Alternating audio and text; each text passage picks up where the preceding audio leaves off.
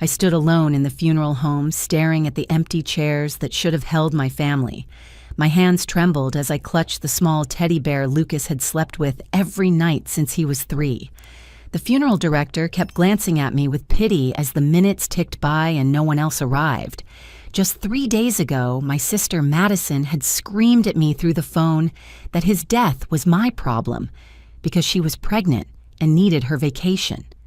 My mother's words cut even deeper when she said I was strong enough to cope alone.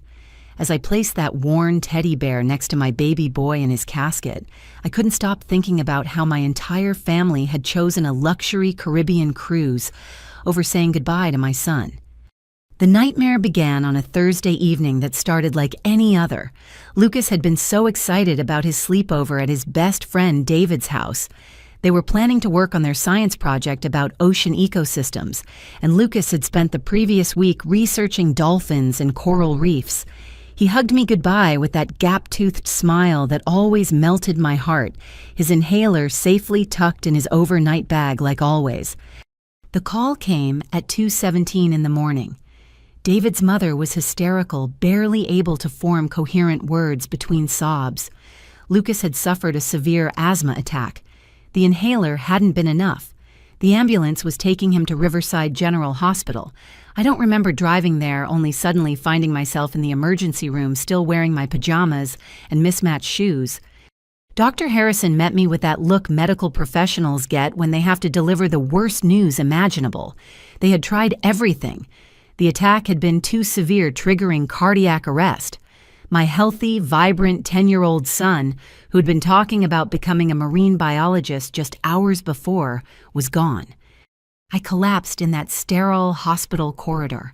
A nurse named Patricia held me as I screamed, her own eyes filled with tears.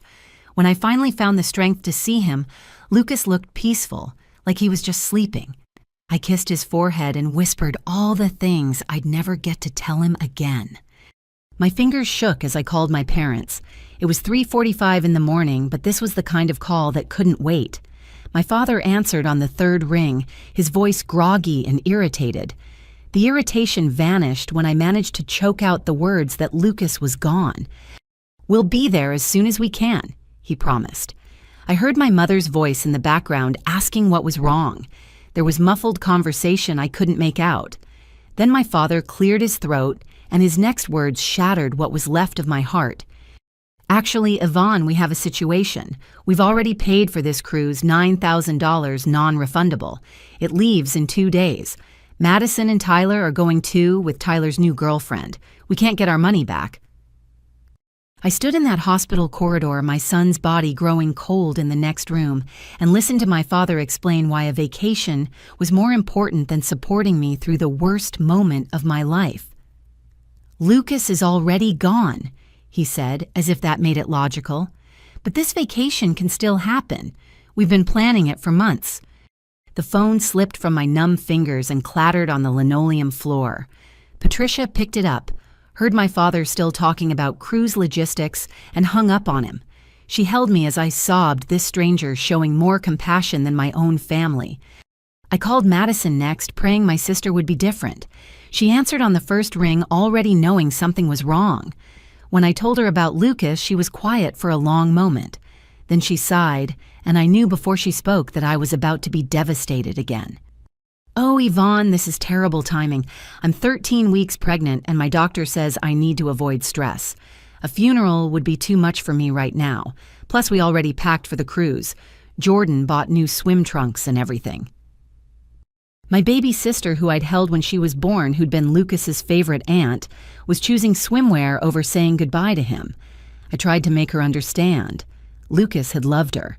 He'd drawn pictures for her baby, excited about becoming a big cousin. None of it mattered. "His death is your problem," she said, her voice cold and practical. "I'm pregnant and I need this vacation. The doctor says relaxation is important for the baby." Tyler didn't even answer his phone. He texted me 2 hours later. "Sorry about Lucas. Can't miss the cruise. Brittany is excited. Mom says you'll be fine." By sunrise, I was alone in that hospital, making arrangements to transport my son's body to a funeral home. The social worker kept asking if I had family coming to support me. I couldn't bring myself to tell her that I did have family, they just cared more about sun and sand than their grandson and nephew. I selected a casket by myself, chose flowers by myself, wrote an obituary by myself. The funeral director, Mr. Jacobson, had been in business for 30 years. He told me later he'd never seen a mother have to do everything alone like that. He kept offering me tissues and water, small kindnesses that meant everything when my own blood had abandoned me. That night, I sat in Lucas's room surrounded by his drawings of sea creatures and his collection of shells from our trips to the beach. His inhaler still sat on his nightstand, a painful reminder of how quickly everything had changed. I picked up his favorite book about whales and remembered how he'd read it to me just last week, proud that he could pronounce all the scientific names. My phone buzzed with a notification from social media. Madison had posted a photo of her cruise outfits laid out on her bed with the caption, "Paradise-bound baby moon starts in 36 hours." The comments were full of excitement and congratulations. Not one person seemed to know or care that her nephew had just died. I threw my phone across the room, shattering the screen against Lucas's bookshelf.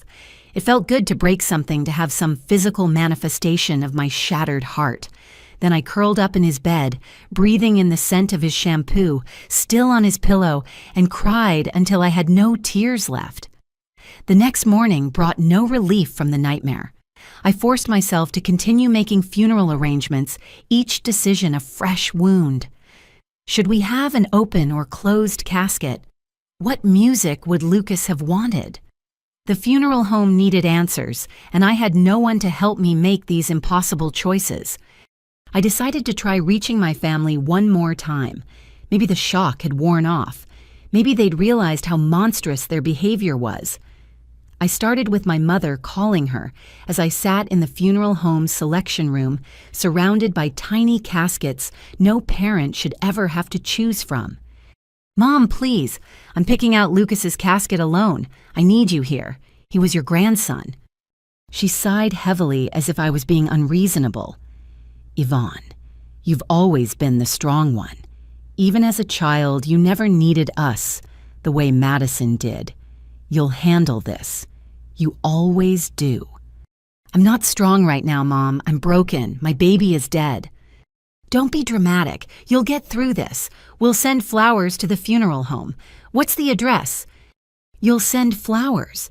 You'll send flowers, but you won't come. The cruise leaves tomorrow morning. We'd have to drive 5 hours to the port. If we come to the funeral, we'll miss it. Be reasonable, Yvonne." I hung up on her, my hands shaking with rage now instead of grief. Mr. Jacobson quietly placed a box of tissues near me and asked if I'd like him to give me some space. I shook my head. His silent presence was more comforting than any words my mother had offered. Madison was next. I caught her at home, the sound of packing evident in the background. I tried a different approach with her, appealing to her future motherhood.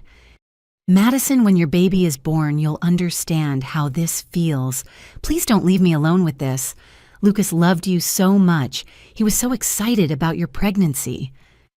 "Stop trying to guilt trip me," she snapped. "My therapist says I need to protect my energy during pregnancy. Your grief is toxic to my baby. I have to think about my child, not yours." "He was your nephew." "Was. Past tense. He's gone. Yvonne. My being there won't bring him back. But stress could hurt my baby who's actually alive. Why would I risk that?" She launched into a lecture about pregnancy hormones and the importance of relaxation, as if she was the first woman to ever carry a child. I thought about all the pregnant women throughout history who'd faced tragedies and still showed up for their families. But Madison had always been selfish. I just never thought it extended to this level of cruelty. Tyler surprised me by actually answering his phone. For a moment, hope fluttered in my chest. My little brother had always been the peacemaker in our family. "Tyler, please. I know Brittany is excited about the cruise, but this is Lucas. Remember how he always wanted to show you his baseball card collection? How you promised to take him to a game this summer?" "How?" "Yeah, about that," Tyler said uncomfortably. Look, Brittany already bought 3 new bikinis and posted about the trip on Instagram. All her friends know we're going. It would be embarrassing to cancel now. Embarrassing. My son is dead and you're worried about Instagram. It's not just that. Mom and Dad would be furious if I bailed. You know how they are about money. $9,000 is a lot to waste. Lucas's life is worth more than $9,000. I didn't say it wasn't, but he's already gone, Yvonne.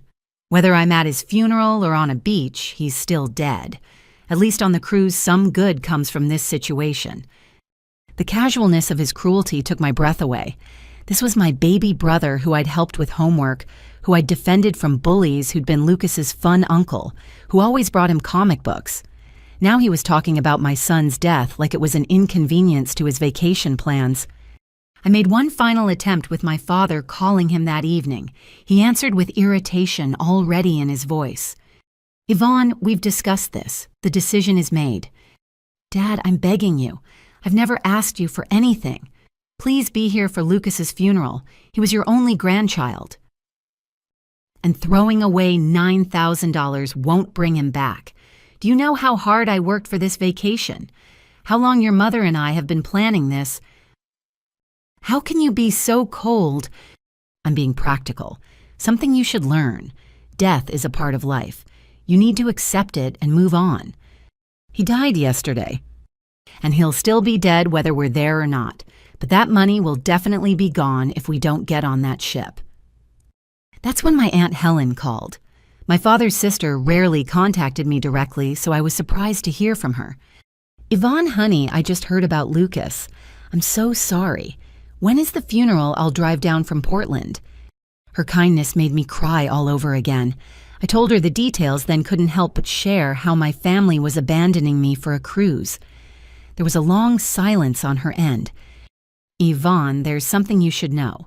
I probably shouldn't tell you this, but given the circumstances, your parents booked that cruise 3 days ago, after Lucas was admitted to the hospital.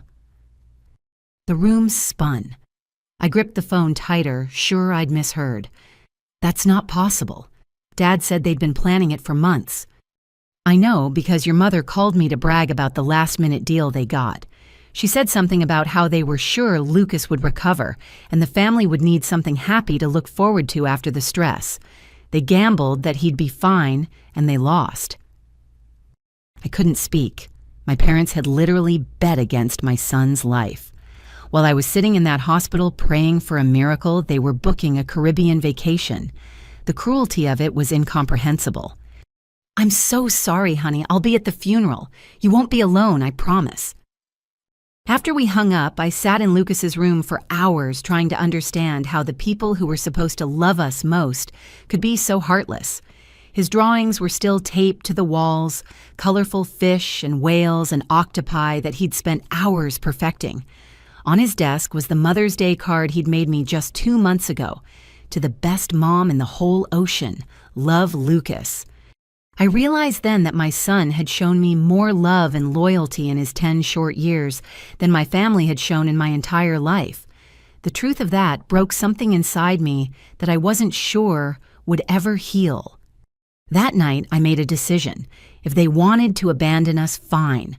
But I would give Lucas the send-off he deserved, surrounded by people who actually cared about him. I started making calls to his teachers, his baseball coach, his friends' parents. Every single person I spoke to was horrified by my family's behavior and promised to be there. Mrs. Chen, his 4th grade teacher, cried on the phone. Lucas was such a special boy. Of course I'll be there. All of his classmates want to come too, if that's okay. They've been making cards and drawings for you. Coach Martinez offered to have the team serve as pallbearers. Lucas was the heart of our team. The boys want to honor him. David's mother still racked with guilt, even though I'd assured her it wasn't her fault organized a meal train for after the funeral. You shouldn't have to worry about cooking on top of everything else. These people, some of whom I barely knew, were showing up for Lucas and me in ways my own family refused to. It was a bittersweet realization that family isn't always blood. Sometimes it's the people who choose to stand by you when life becomes unbearable. The morning of Lucas's funeral arrived gray and drizzling as if the sky itself was mourning. I stood in my bedroom staring at the black dress I'd never imagined wearing for my son. My phone buzzed with a notification, and against my better judgment, I looked. Madison had posted a countdown, "Cruise day tomorrow, baby moon adventure begins." I threw my phone on the bed and focused on getting ready. Sarah, my late husband's sister, had arrived early to help. She'd driven 3 hours from Sacramento without hesitation when I called her. "Oh, Yvonne," she said, wrapping me in a tight hug. "Marcus would be heartbroken, but he'd be so angry at your family, too. I'm angry enough for both of us." Sarah helped me with my hair and made sure I ate something, even though food tasted like ash. She'd been my rock since Marcus died in that car accident 3 years ago, and now she was here again for another impossible goodbye. The funeral home was transformed with flowers and photos of Lucas. Mr. Jacobson had gone above and beyond, creating a beautiful display of Lucas's artwork and his beloved ocean books. His teachers had put together a memory board covered with pictures from field trips and class parties. Lucas's bright smile beamed from every photo, each one a knife to my heart. As the service time approached, people began arriving. Not my family, of course, but Lucas's other family, the one built from love rather than blood. His entire 4th grade class came dressed in their best clothes, clutching handmade cards and flowers picked from their gardens. Mrs. Chen had to keep wiping her eyes as she helped organize the children. Coach Martinez and the baseball team arrived in their uniforms, Lucas's jersey number displayed on their sleeves. They'd had special patches made in his honor. David and his mother came early, both with red-rimmed eyes. David handed me a small box. "Lucas and I were making these for our science project," he whispered. I finished his for him. Inside were 2 friendship bracelets made with beads that looked like tiny sea creatures. One spelled out Lucas and the other David. The gesture from this 10-year-old boy showed more thoughtfulness than my entire adult family had managed. Aunt Helen arrived with her husband and my cousins, all driving hours to be there. She took one look at me and pulled me into a fierce hug. "Your parents should be ashamed," she whispered. "Charlotte would be rolling in her grave if she knew how they're treating her granddaughter." The service was scheduled to start at 10. By 9:55, every seat was full except for the front row I'd reserved for my family. Those empty chairs seemed to mock me, broadcasting my abandonment to everyone present. At 10:05, Mr. Jacobson gently asked if I wanted to begin. I nodded, knowing no one else was coming. Just as I stood to speak, my phone vibrated. I shouldn't have looked, but I did. It was a text from Madison. "Hey, can you water my plants and get my mail while we're gone? The spare key is under the mat. Thanks. Oh, and the funeral home flowers are from all of us. Mom picked them out online." The casual cruelty of asking me to do favors while I was literally at my son's funeral was breathtaking. Sarah saw my face and gently took the phone from my hand. "Whatever it is can wait," she said firmly. "This is Lucas's time." I stood at the podium looking out at the faces of people who'd taken time from their lives to honor my son. Behind them, those empty chairs seemed to grow larger, but I pushed past the pain and began to speak. "Lucas would have been amazed to see all of you here." I began my voice stronger than expected. He loved people, loved making friends, loved sharing his passion for the ocean with anyone who would listen. He wanted to be a marine biologist, specifically to study dolphins because he said they always looked like they were smiling. A few children giggled through their tears, remembering Lucas's dolphin obsession. I continued sharing stories of his curiosity, his kindness, how he'd spend his allowance on books about sea creatures instead of toys, how he'd insisted on catch and release when we went fishing because the fish have families too, Mom.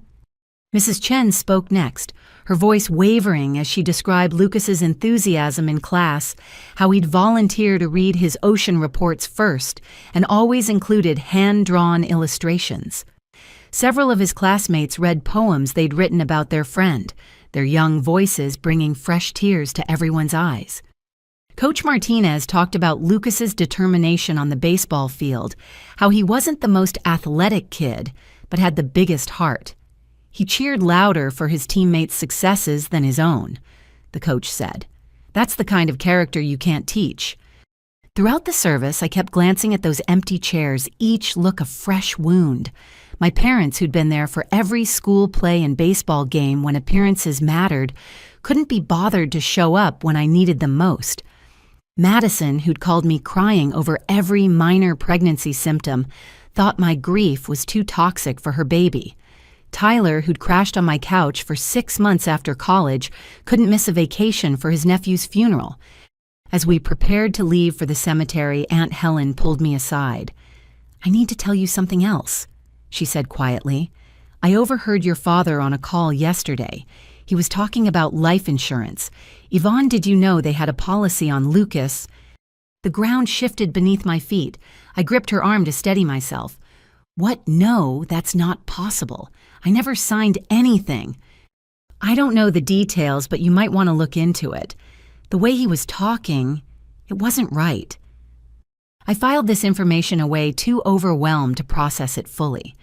We drove to the cemetery in a small procession, Sarah never leaving my side. The burial was private, just immediate family and close friends. Lucas's classmates had returned to school, but they'd each placed a small painted rock in a basket for me to leave at his grave. Each rock had an ocean creature and Lucas's name. As Mr. Jacobson prepared to lower the casket, I placed 3 things inside the teddy bear. He'd slept with a photo of him and Marcus together, and the unfinished Mother's Day craft he'd been working on for next year. He'd already written, "I love you to the bottom of the ocean and back," in his careful handwriting. The rain had stopped, and a weak sun broke through the clouds as we said our final goodbyes. I threw the first handful of dirt onto the casket, the sound threatening to break me completely. Sarah held me as others followed suit, each person taking a moment to say goodbye to a little boy who'd touched their lives. After everyone left, I stayed behind with Sarah. We sat on a nearby bench watching the cemetery workers finish their job. My phone had been buzzing nonstop, but I couldn't bring myself to look at it. "Your husband would be so proud of how you handled today," Sarah said softly. "And Lucas would have loved seeing all his friends here." "I just can't understand how they could do this," I whispered. "How do you choose a vacation over your grandchild's funeral? How does that compute in someone's mind?" "I don't think we're meant to understand people like that," Sarah replied. "Some people are just broken in ways that make them incapable of real love. The tragedy is that you and Lucas got caught in their orbit." As we finally prepared to leave, I took one last look at the fresh grave with its temporary marker. Tomorrow, my family would be boarding their cruise ship, laughing and taking photos, acting like Lucas had never existed. But today, this moment was about my son and the people who truly loved him. "I'll come by tomorrow," Sarah promised as she dropped me at home. "You shouldn't be alone." But I was alone as I walked into the house that still smelled like Lucas still held his laughter in its walls. His backpack hung on its hook by the door. His shoes were lined up neatly on the rack, the way I'd taught him. His cereal bowl from 3 mornings ago still sat in the dishwasher because I couldn't bear to run it and erase that last normal morning. I finally looked at my phone. 17 messages from my family, but not one expressing regret or offering comfort. They needed things: plant watering mail collection, alarm codes, garage door instructions. My mother had sent a detailed list of tasks to complete at their house while they were gone, ending with, "We'll bring you back a souvenir from the ship's gift shop." A souvenir. They thought a keychain or shot glass could make up for abandoning me at my son's funeral. I turned off my phone and curled up on Lucas's bed, breathing in his scent, wondering how I'd ever survived in a family that could be so cruel and calculating. Tomorrow, I'd have to face the empty house and the silence and the growing suspicion that Aunt Helen's revelation about life insurance was just the beginning of discovering how deep my family's betrayal really went. 3 days after the funeral, I found myself standing in Madison's perfectly organized kitchen, watering her collection of succulents. Despite every instinct screaming at me to ignore her request, I couldn't let innocent plants die because their owner was heartless. That's what separated me from my family, I supposed. I still cared about living things. Madison's mail was piling up in her decorative box, mostly advertisements and baby catalogs. I sorted through them mindlessly until a thick envelope from Prudential Life caught my eye. The return address indicated it was from their claims department. My hands trembled as I held it, Aunt Helen's words echoing in my mind. I shouldn't open it. It was a federal crime to open someone else's mail. But something told me this envelope held answers to questions I was afraid to ask. I set it aside and continued my duties, but it seemed to pulse with dark possibility on Madison's marble countertop. Unable to resist, I looked around her house for more information. Madison had always been careless with important documents, leaving them scattered on her desk. Sure enough, her home office was a goldmine of paperwork. Among the pregnancy pamphlets and cruise brochures, I found a folder labeled Family Insurance. My blood ran cold as I opened it. Inside were multiple policies, all taken out by my parents. There was one on Madison, one on Tyler, one on each of Madison's unborn twins already, and there, at the bottom, was Lucas's policy. $50,000 taken out 8 months ago with my parents listed as sole beneficiaries. But that wasn't the worst part. Paperclipped to Lucas's policy was a letter from the insurance company dated 1 week ago, 2 days after Lucas died, confirming that the claim had been filed and approved for expedited processing. My parents had filed for the death benefit while I was still trying to choose a casket. I photographed every document with my phone, my hands shaking so badly I had to retake several shots.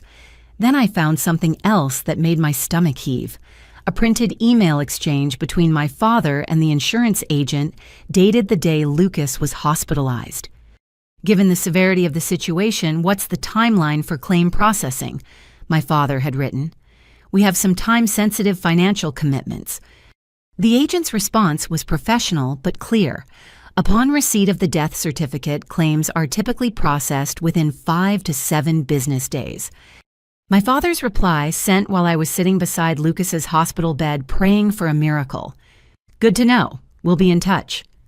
I barely made it to Madison's powder room before I vomited the reality of their premeditation overwhelming me. They'd known Lucas was dying and immediately started planning how to profit from it. The cruise wasn't booked months in advance. It was booked with the expectation of a windfall from my son's death. I left Madison's house in a daze and drove to my parents' home. They'd given me their alarm code and garage door opener, trusting me to check on things while they sailed the Caribbean. Their mail was even more revealing. There was a confirmation from the cruise line showing the booking date exactly as Aunt Helen had said 3 days after Lucas was hospitalized. The payment method was listed as pending insurance settlement. In my father's office, I found more horror. A filing cabinet contained policies on my grandparents, both deceased, on 3 great-aunts who'd all died within the past decade, and even one on Marcus. My husband's policy had paid out $75,000 to my parents, not to me, his wife. I'd never seen a penny of it and hadn't even known it existed. The dates were damning. Each policy was taken out within a year of the person's death. My father had spreadsheets tracking premium payments against expected payouts, treating our family members like investment opportunities. One column was labeled ROI, return on investment. Lucas's name was already added to the completed transactions like he was just another successful venture. I thought I might vomit again, but rage was replacing nausea. These people had raised me, had pretended to love me and my son, all while calculating our monetary value. How many family funerals had they attended while secretly celebrating their incoming windfall? I needed professional help to understand the full scope of this. I drove to the office of Jennifer Morrison, an attorney who'd helped with Marcus's estate. She'd been kind and thorough, and I trusted her judgment. Her assistant squeezed me in for an emergency appointment when I mentioned potential insurance fraud. Jennifer's expression grew increasingly grim as I showed her the photographed documents. She made notes, asked careful questions, and finally set down her pen with a heavy sigh. Yvonne, this is extensive insurance fraud. Taking out policies without the knowledge or consent of the insured party's guardians is illegal. Your parents forged your signature on Lucas's policy. See here, This is supposed to be your consent as his mother." I stared at the signature that looked nothing like mine. They hadn't even tried to make it convincing. "What about Marcus's policy?" "That's more complicated since spouses can legally take out policies on each other. But your parents weren't his spouse. If they represented themselves as having insurable interest they didn't actually have, that's fraud, too. Yvonne, with your permission, I'd like to contact a colleague who specializes in insurance fraud. This appears to be a pattern spanning decades." I gave my consent, feeling like I was in a nightmare that kept getting worse. Jennifer made copies of everything and promised to investigate immediately. As I prepared to leave, she stopped me with a gentle hand on my arm. "I'm sorry, but I have to ask. Your husband's death was ruled an accident. Given what we're seeing here, do you have any reason to believe—" She didn't finish the sentence. She didn't have to. The thought had already poisoned my mind the moment I saw Marcus's policy. "His brakes failed on a clear day with a well-maintained car," I said numbly. "The mechanic said it was unusual but not impossible. Just terrible luck." Jennifer's expression said what we were both thinking. Maybe it wasn't luck at all. I drove home in a fog, the true horror of my situation sinking in. My family hadn't just abandoned me in my time of need. They were vultures who had possibly murdered my husband and celebrated my son's death as a financial opportunity. Every memory I had was now tainted. Every birthday, every holiday, every moment they'd pretended to love us while calculating our worth in dollars and cents. That evening, while my family was presumably enjoying their first night at sea, I sat surrounded by photo albums. There was Madison holding newborn Lucas, smiling at the camera. Had she known about the insurance policy when she took that photo? There were my parents at Lucas's 5th birthday party helping him blow out candles. Were they already planning to profit from his death? I found a photo from last Christmas. Lucas on my father's lap, both of them laughing at something on TV. 8 months later, Lucas was dead, and my father was more concerned about claim processing than comforting me. The photo trembled in my hands as rage built in my chest. My phone rang, startling me. It was Tyler calling from the ship. Background noise indicated he was at a party. "Hey, Yvonne, just wanted to check in. Did you get Mom's plants watered?" The casualness of his tone calling about plants while I just discovered they'd all conspired to profit from my son's death was too much. "Tyler, did you know about the life insurance policy on Lucas?" There was a pause. Music thumped in the background. "What, I can't hear you. We're at the welcome party. I'll call you when we get back." He hung up before I could respond. A moment later, I received a text from Madison. "Tyler said you're asking about insurance. Don't go snooping in my house, just water the plants and leave." So they all knew. Every single one of them had known and kept it from me. I thought about calling them back, screaming the truth at them, but what was the point? They were literally partying on a ship, paid for with my son's death benefit. Instead, I called Sarah. She came over immediately, bringing wine and tissues. When I showed her what I'd discovered, she had to sit down heavily on my couch. "Oh my God, Yvonne, this is monstrous. They're monsters." "What do I do? They're my family. They're all I have left." "No," Sarah said firmly. "They're not your family. Family doesn't do this. Family doesn't profit from your child's death. Family doesn't celebrate while you bury your 10-year-old son alone." We talked until late into the night, Sarah helping me process the unprocessable. She stayed in the guest room, unwilling to leave me alone with such devastating revelations. As I lay in bed, I could hear the ocean sound machine in Lucas's room still playing because I couldn't bear to turn it off. He'd loved falling asleep to those sounds, dreaming of the ocean adventures he'd never get to have. Tomorrow, I'd have to decide what to do with the information I'd uncovered. Tonight, I just had to survive the knowledge that the people who were supposed to love me most had been waiting for my son to die so they could go on vacation. The cruelty of it was suffocating, but beneath the pain, a cold fury was building. They thought they'd gotten away with it sailing into the sunset while I grieved alone. They were wrong. The next morning arrived with a clarity I hadn't felt since Lucas died. Rage had crystallized into determination overnight. I sat at my kitchen table with Sarah, strong coffee, and Jennifer Morrison on speakerphone. My attorney had worked through the night with her insurance fraud specialist colleague, and their findings were staggering. Yvonne, we've identified at least 12 policies your parents fraudulently obtained over the past 20 years, Jennifer explained. The pattern is clear and deliberate. They target family members with health conditions or high-risk factors, wait for what they consider an appropriate time, and then cash in. What about Marcus? I asked, though I dreaded the answer. We've contacted the detective who handled his accident. Given this new information, they're reopening the case.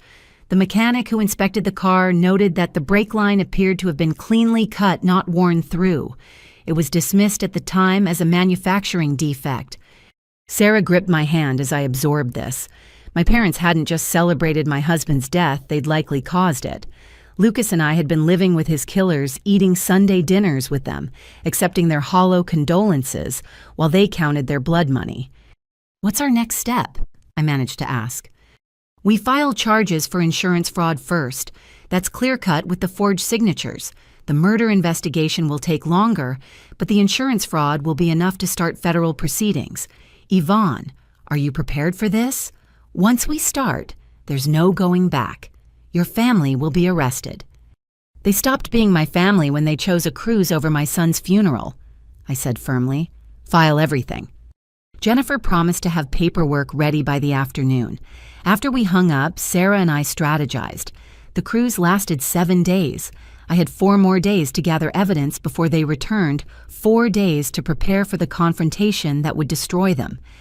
I spent that day becoming a detective in my own life. I returned to my parents' house and systematically photographed every document in my father's filing cabinet. I found receipts for the cruise showing the deposit was paid the day the insurance company confirmed Lucas's claim would be expedited.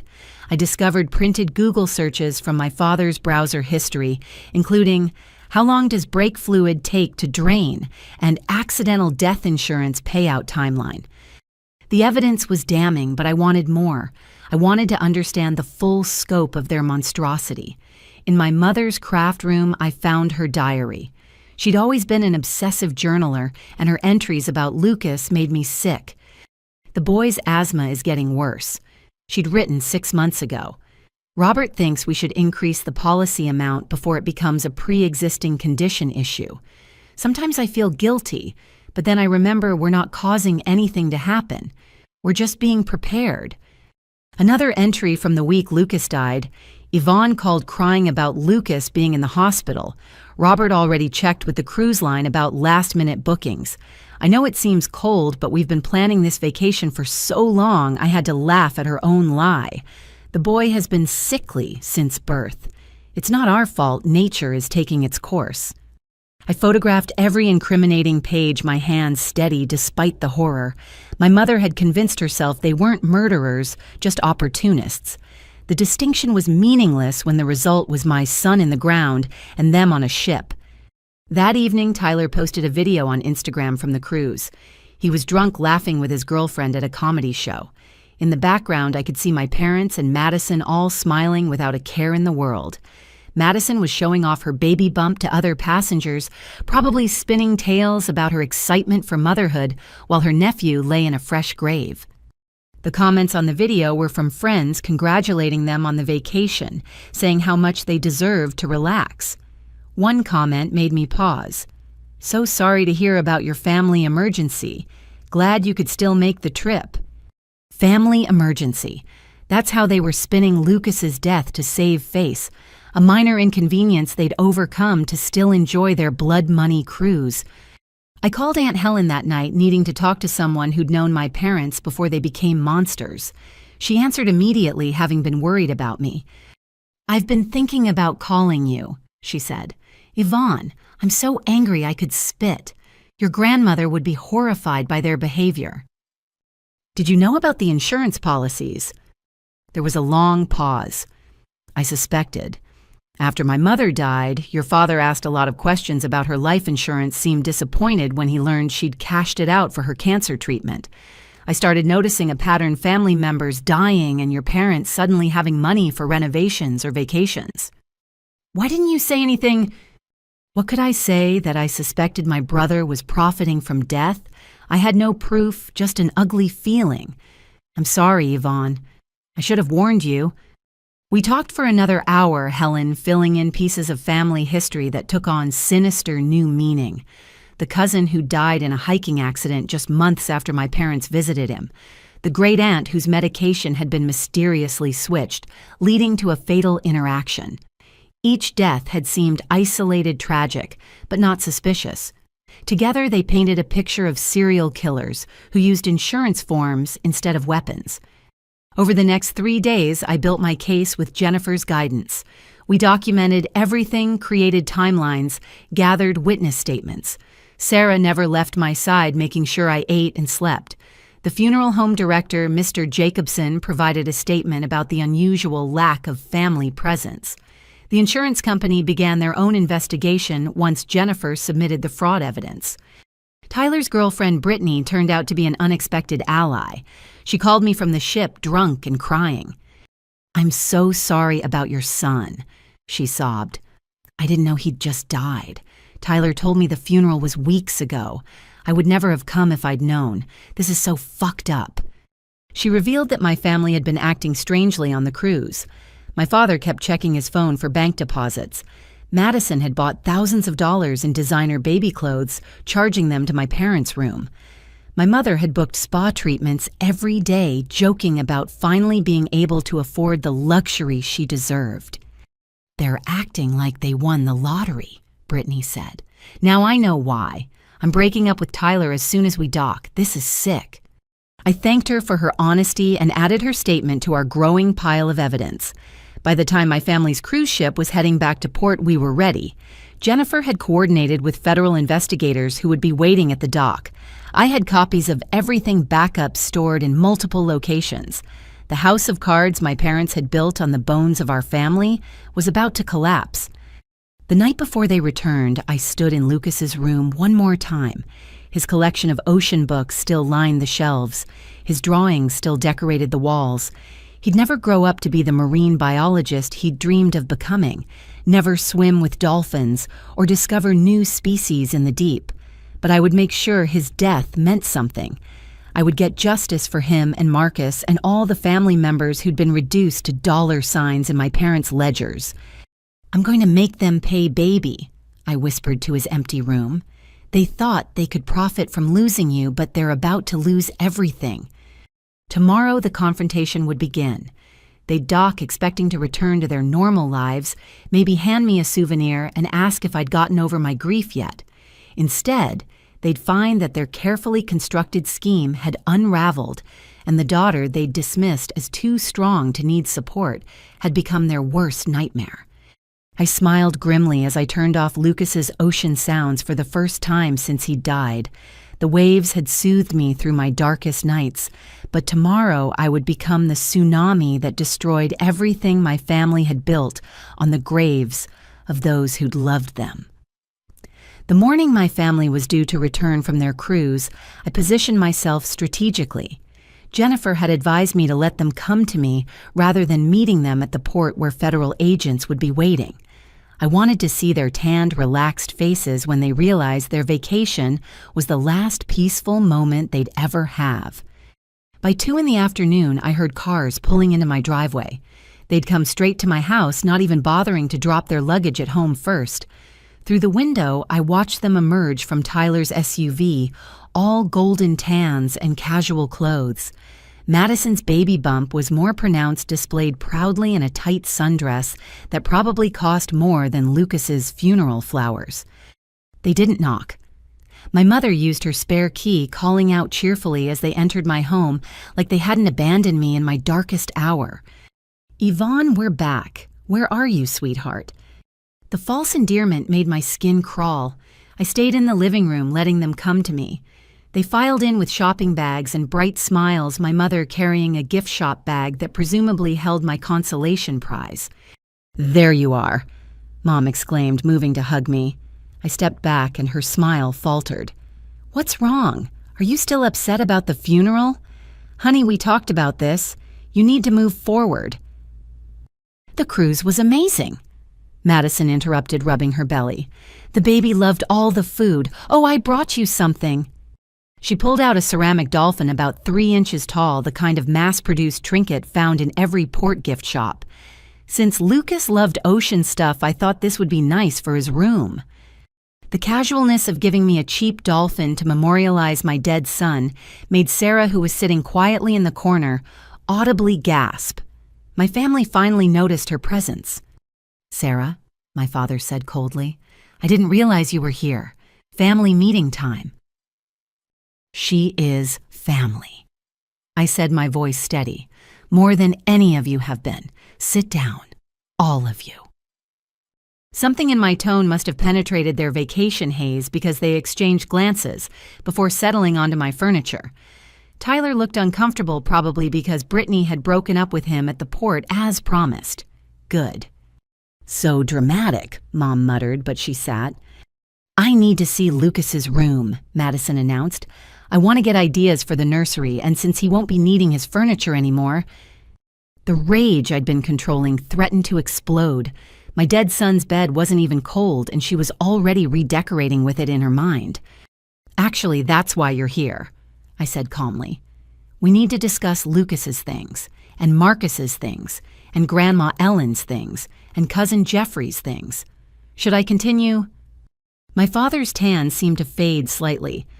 "What are you talking about?" "I'm talking about the 12 life insurance policies you've fraudulently taken out over the past 20 years. I'm talking about the $50,000 you collected on my 10-year-old son before his body was even buried. I'm talking about murder, Dad." The silence was deafening. Madison's hand froze on her belly. Tyler shifted nervously. My mother's practiced smile finally slipped. "You're grieving," Mom said carefully. "You're not thinking clearly. Why don't we come back when you're more rational?" "Oh, I'm perfectly rational. I have copies of everything. Every forged signature, every policy document, every email discussing claim processing while my son was dying. Jennifer Morrison. You remember her. She helped with Marcus's estate. She found it all very interesting. So did the federal investigators." "Federal investigators," Tyler squeaked. "Insurance fraud across state lines is a federal crime," Sarah said from her corner. "But you all knew that, didn't you?" My father stood abruptly. "This is ridiculous. You're having some kind of breakdown. We're leaving." "I wouldn't do that," I said. "In fact, I'm surprised you made it this far. I expected you to be arrested at the port." As if on cue, my doorbell rang. Through the window, we could all see the black federal vehicles outside. My family turned to stare at me, their vacation glow replaced by dawning horror. "You called the police on your own family," Madison whispered. "No, I called the police on criminals who profit from murdering family members. You just happen to be related to me." The federal agents entered with professional calm. Agent Martinez, whom I'd met with Jennifer, showed her badge and began reading rights. My mother started crying, mascara running down her cheeks.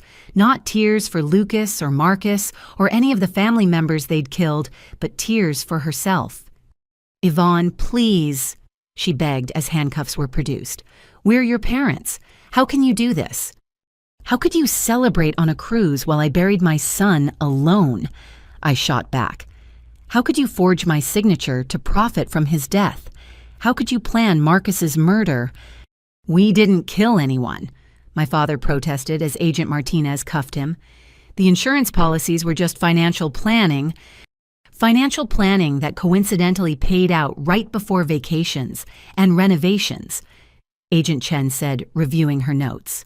"Mr. Morrison, you're under arrest for insurance fraud, forgery, and conspiracy. We'll be adding more charges as the investigation continues." Madison was sobbing now, clutching her belly. "I'm pregnant. You can't arrest a pregnant woman.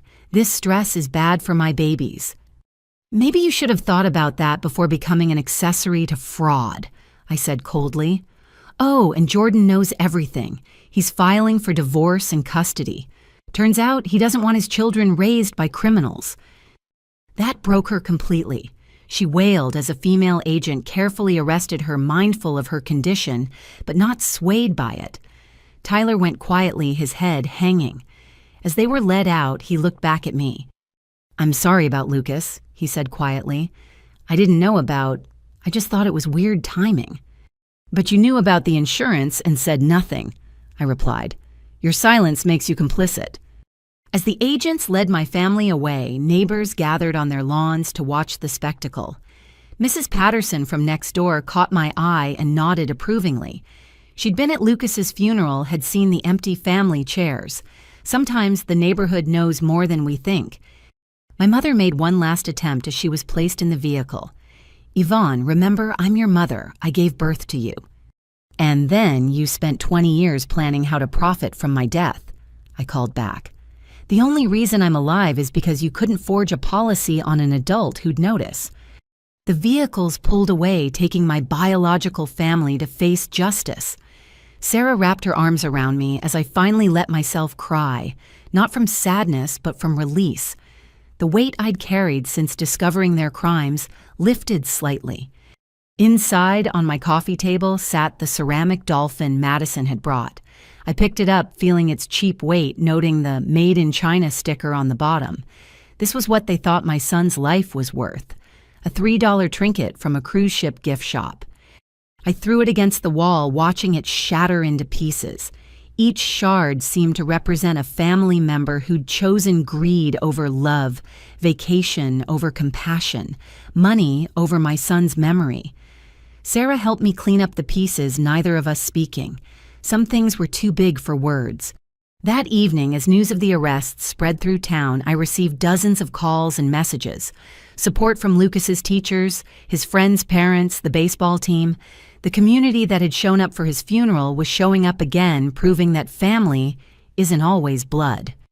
Jennifer called with an update. They're being held without bail given the flight risk and severity of the charges. The investigation is expanding. Yvonne, they found evidence of 3 more policies we didn't know about. Your parents were planning to take out one on you next year when you turned 35. I hung up, feeling hollow. They'd been planning my death while smiling at Sunday dinners. Every "I love you" had been a lie, every family gathering a twisted actuarial assessment. But Lucas hadn't known any of that. He died believing in the love of grandparents who saw him as an investment opportunity. That night, I sat in his room again, surrounded by his ocean books and dolphin posters. "They're going to pay baby," I whispered. "Grandma and Grandpa and Aunt Madison and Uncle Tyler, they're all going to pay for what they did to you and Daddy." Tomorrow would bring lawyers and trials and more horrible revelations. But tonight I had something I hadn't had since finding those insurance papers, hope for justice. My family thought they'd gotten away with murder, literally and figuratively. They were wrong. And somewhere I hoped Lucas and Marcus were watching as their killers finally faced consequences for their greed. 2 weeks after the arrests, I sat in Jennifer Morrison's conference room, surrounded by boxes of evidence. The federal investigation had exploded beyond even our worst expectations. Agent Martinez and her team had uncovered a web of fraud spanning 3 states and 2 decades. Your parents were methodical, Agent Martinez explained, spreading documents across the table. They researched each victim, carefully learned about pre-existing conditions, and timed the policies perfectly. Your son's asthma made him a target from birth. I stared at Lucas's baby pictures in the file taken by my parents at the hospital. Even then, as they cooed over their grandson, they'd been calculating his monetary value. What about Marcus? The reopened investigation found brake fluid on your father's tools in the garage.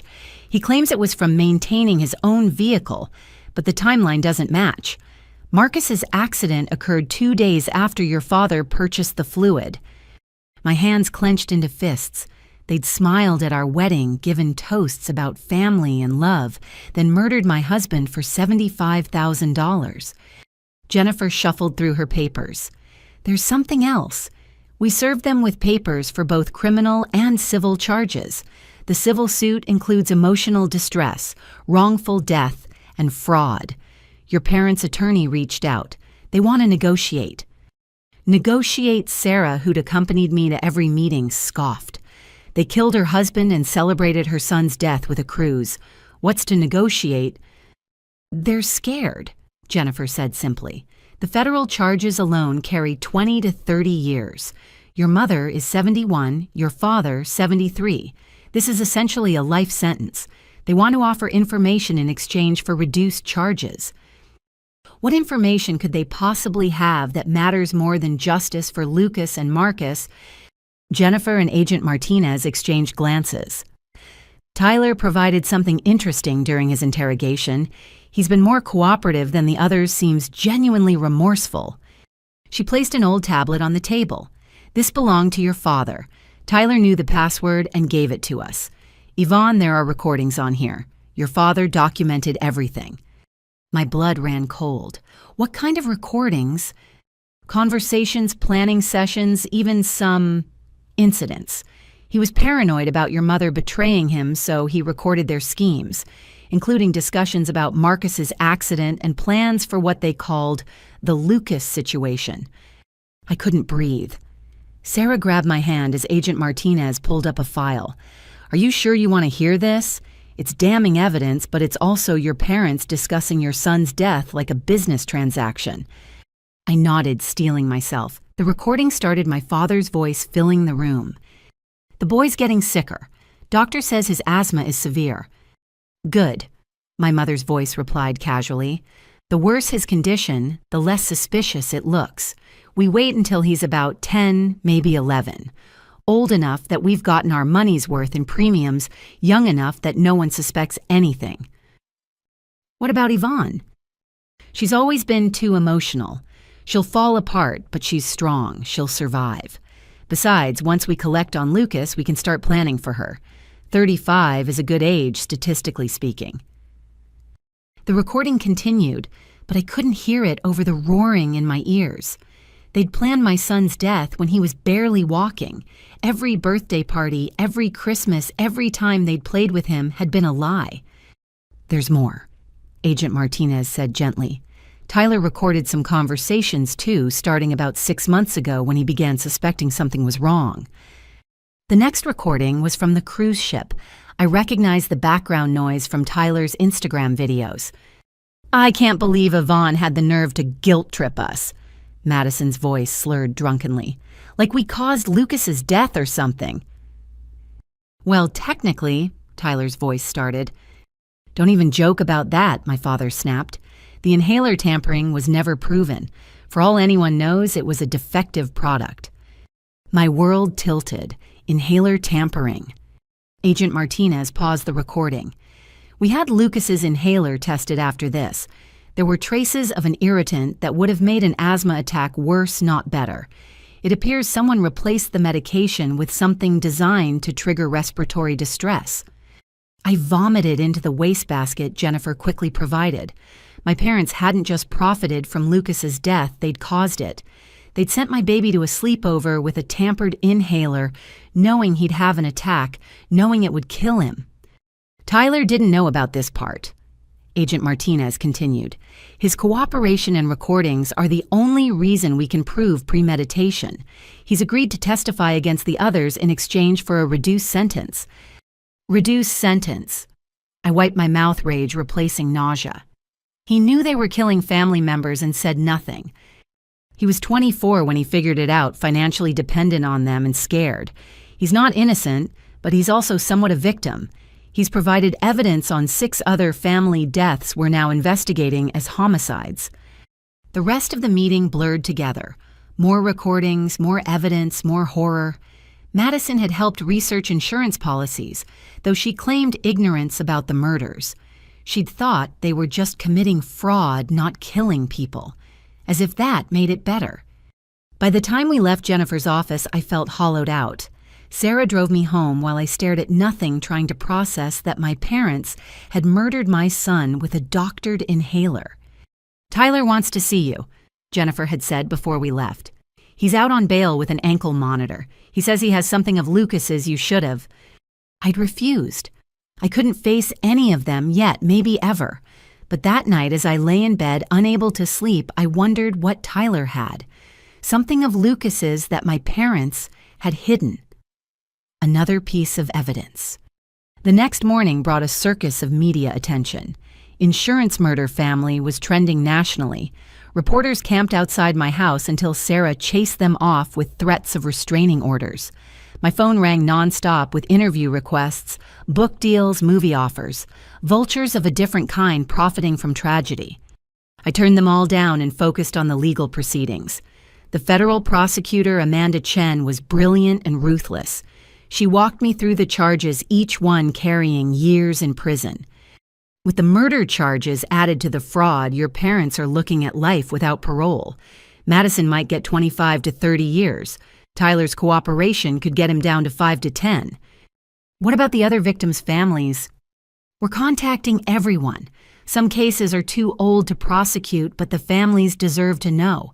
Your Aunt Helen has been particularly helpful in tracking down relatives. That evening, Tyler appeared at my door.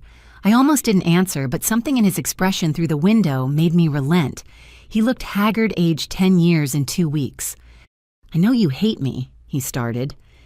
"I don't hate you, Tyler. I nothing you. You're nothing to me now." He flinched but pulled a small box from his pocket. "This was in Dad's safe.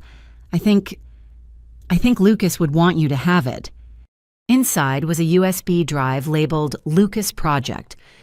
"Dad had cameras in your house," Tyler said quietly. He recorded Lucas all the time looking for weakness to exploit. But this file, it's just Lucas being Lucas.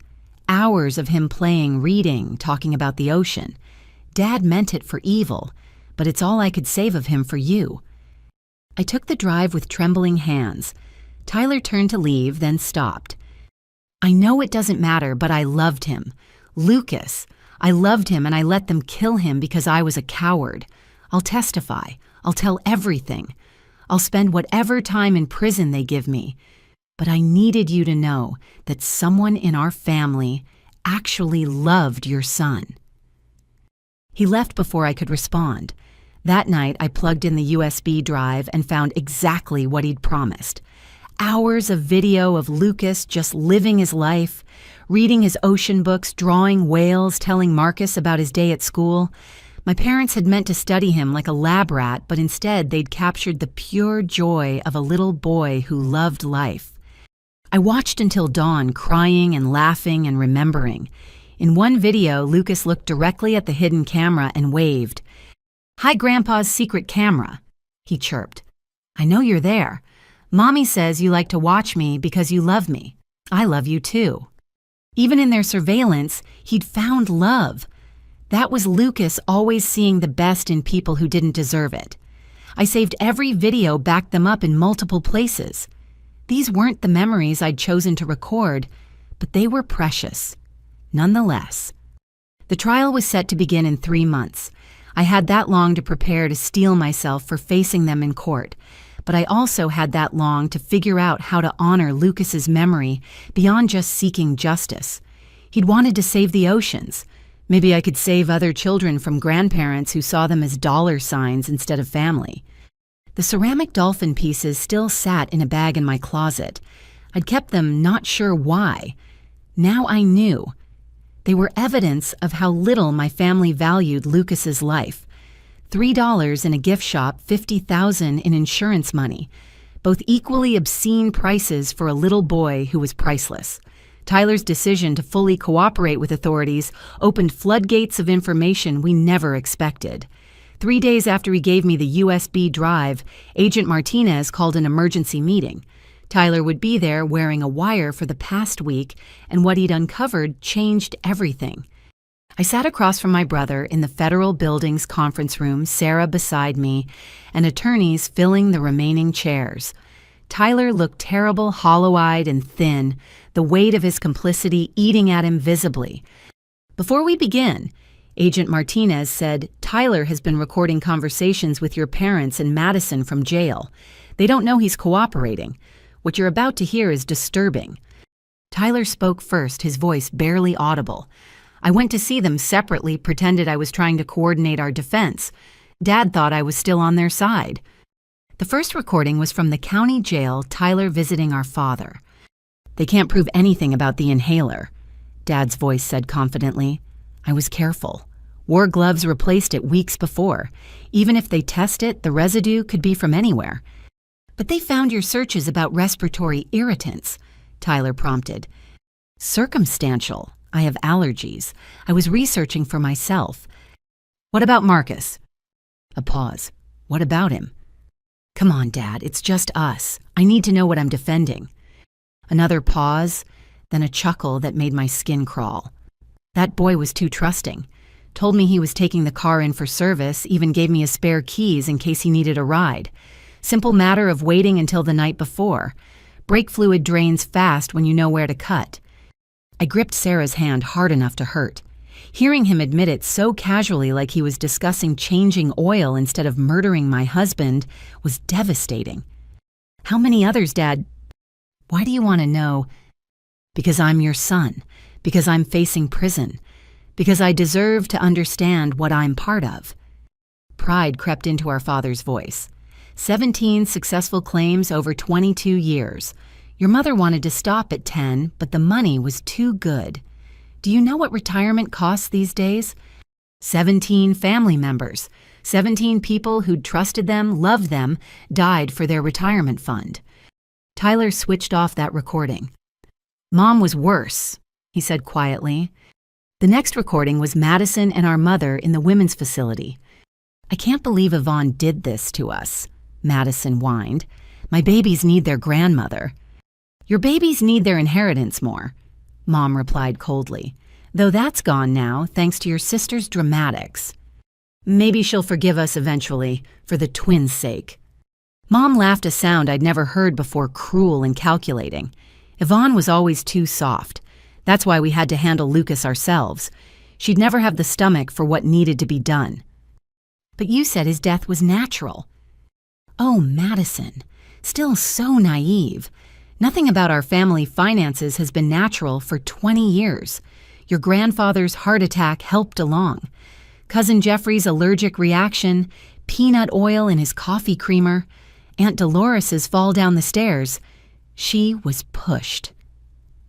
Madison's gasp sounded genuine. You killed Grandpa. Your grandfather was 82 and mean as a snake. His death gave us the seed money for everything else. He'd have approved honestly. He always said family was just another word for obligation. The recording continued with Mom detailing murders like grocery lists. Each family member had been carefully researched their deaths, designed to look natural or accidental. She showed no remorse, only pride in their efficiency. But Lucas was just a little boy, Madison protested weakly. A sick little boy who would have cost more in medical bills than he was worth. The insurance money will give your twins a better life. That's what family does, Madison. Sacrifices for the next generation. Agent Martinez stopped the recording there. Madison had apparently ended the visit immediately after possibly realizing for the first time that she'd been an accessory to serial murder, not just fraud. Tyler came to us after that recording, Agent Martinez explained. He's provided passwords, bank records, everything. We've traced payments to 16 different insurance companies across state lines. Your parents were running a murder-for-profit enterprise disguised as a family. Tyler finally looked at me directly. There's more. About you. My stomach dropped.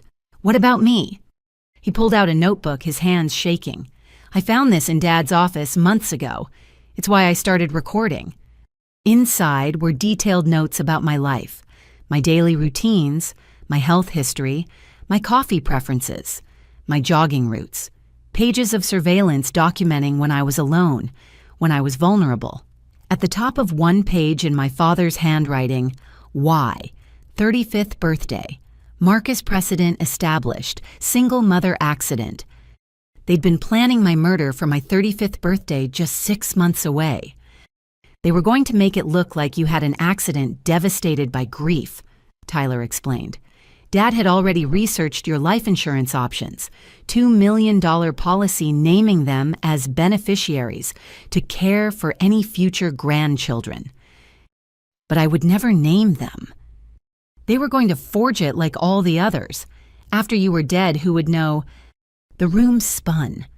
I'd been living on borrowed time, my parents watching me like a hawk circling dying prey. Every family dinner had been reconnaissance. Every concerned check-in after Lucas's death had been assessing my vulnerability. "Why didn't you warn me?" I asked Tyler, my voice cracking. "Because I was a coward," he said simply. "Because I was scared they'd kill me too if I interfered. Because I convinced myself I was gathering evidence first. Pick your excuse. They're all inadequate." Agent Chen, the federal prosecutor, spoke up. "Tyler's cooperation has been invaluable. We're recommending 5 years minimum security with possibility of early release. His recordings and testimony will ensure your parents never leave prison. 5 years for letting them kill my son. 5 years for being young, scared, and eventually doing the right thing," she corrected. "Without Tyler, we'd have fraud charges, but no murder confessions. He's the reason we can get justice for all 17 victims." I wanted to hate him, but looking at my baby brother, I saw the 10-year-old who'd cried when our goldfish died. He'd been raised by sociopaths taught that family was about profit margins. The miracle was that he'd found a conscience at all. "What about Madison?" I asked. "She's claiming ignorance of the murders," Tyler said. "But I have recordings of her helping research victims' medical histories. She knew they were targeting sick family members, even if she convinced herself they were just waiting for natural deaths." "The twins?" I realized with horror. "She was pregnant when they were planning murders." "She justified it as securing her baby's futures," Tyler said. "Just like Mom taught her. The cycle would have continued." We spent 3 more hours reviewing evidence. Tyler had been thorough once he'd decided to cooperate. Financial records showing payments for the cruise made while Lucas was dying. Email drafts discussing the timeline for my death. Shopping lists including brake fluid and latex gloves beside groceries. The most damning evidence was a family photo from last Thanksgiving. All of us around the table, Lucas on my lap, Marcus carving turkey. In the margin, my father had written notes. M. Brake line January. L. Inhaler December. Y. Accident after grieving period. We'd been cataloged for death while passing mashed potatoes. "There's one more thing," Tyler said as the meeting ended. He handed me a sealed envelope. "Lucas gave this to me last year for my birthday. I never opened it because I knew what my family was and I didn't deserve his innocence. But you should have it." Inside was a handmade card with Lucas's careful printing. "Happy birthday, Uncle Tyler. Thank you for teaching me to throw a baseball. When I grow up, I want to be brave like you." Tyler broke down completely. He thought I was brave. I let them kill him, and he thought I was brave. I found myself comforting my brother while holding my son's card. The irony wasn't lost on me. Tyler had finally found the bravery Lucas always saw in him, just too late to save the nephew who'd believed in him. "Testify," I said firmly. "Tell every ugly truth. Make sure they never hurt anyone again. That's how you honor Lucas now." He nodded through his tears, and for the first time since this nightmare began, I saw my real brother. Not the coward who'd stayed silent or the accomplice who'd looked away, but the young man who'd finally chosen justice over family loyalty. As we left the federal building, reporters swarmed. Tyler walked directly into them, no longer hiding. "My name is Tyler Morrison," he said clearly. "I'm here to confess my role in my family's crimes and to ensure my parents face justice for murdering 17 innocent family members, including my 10-year-old nephew, Lucas. I was a coward who stayed silent, but I won't be silent anymore." The questions came rapid fire, but Tyler answered each one honestly. He implicated himself, fully admitted his failures, and provided details that would make headlines for weeks. But more importantly, he restored names and dignity to 17 victims who'd been reduced to insurance claims. That night, I added Lucas's birthday card to my growing collection of memories. My son had seen good in everyone, even in an uncle who'd failed him. Maybe that's how I'd honor him, not just with justice, but with the hope that people could choose to be better than their worst moments. The trial would start soon, and with Tyler's testimony, convictions were certain. But tonight, I held my son's card and tried to see the world through his eyes one more time. A world where Uncle Tyler was brave, where grandparents loved without calculation, where families protected instead of profited from each other. Tomorrow I'd return to the harsh reality. Tonight I'd let Lucas's innocent faith in human goodness guide me towards something better than revenge. Justice, yes, but also the possibility of redemption for the only family member who'd finally chosen truth over blood money. The call came at 3 a.m, 2 weeks before the trial was set to begin. Madison had been rushed to the hospital from jail, experiencing complications with her pregnancy. Despite everything, I found myself driving to the hospital, some vestige of sisterly concern overriding my anger. I found her handcuffed to a hospital bed, 2 guards outside her door. She looked terrible pale and swollen fear replacing her usual smugness. When she saw me, tears immediately started flowing. "Yvonne, thank God. I've been asking for you for hours. Please, I need to talk to you." "You have 5 minutes," I said coldly. "I didn't know," she whispered urgently. "I swear on my baby's lives, I didn't know they were killing people. I thought we were just taking advantage of situations that would happen anyway." "You helped research medical histories. You knew about Lucas's asthma. For insurance approval, I thought we were being smart about premiums. When Mom said Lucas would probably die young from his condition, I thought she meant statistically not that they would." She broke down completely, monitors beeping as her blood pressure spiked. A nurse rushed in, checking readings and warning her to calm down. "Please," Madison begged after the nurse left. "Jordan's divorcing me. He's taking the twins when they're born. My own babies won't know me because I'll be in prison. I need you to know the truth." Something in her voice made me sit down. "Then tell me everything." What followed was 2 hours of confession that painted a different picture than I'd assumed. Madison had been groomed from birth to see insurance as investment, death as opportunity. Our parents had started her education early, having her help with paperwork when family members died, praising her for finding loopholes and discounts. "When Grandma died, I was 12, Madison recalled. "Mom had me write the thank you cards for funeral flowers while she filed the insurance claim. She said it was teaching me responsibility. By the time I realized it wasn't normal, I was already in too deep." "When did you start suspecting?" "Cousin Jeffrey's death. I'd helped research his allergies for the insurance forms. When he died from anaphylaxis, something felt wrong.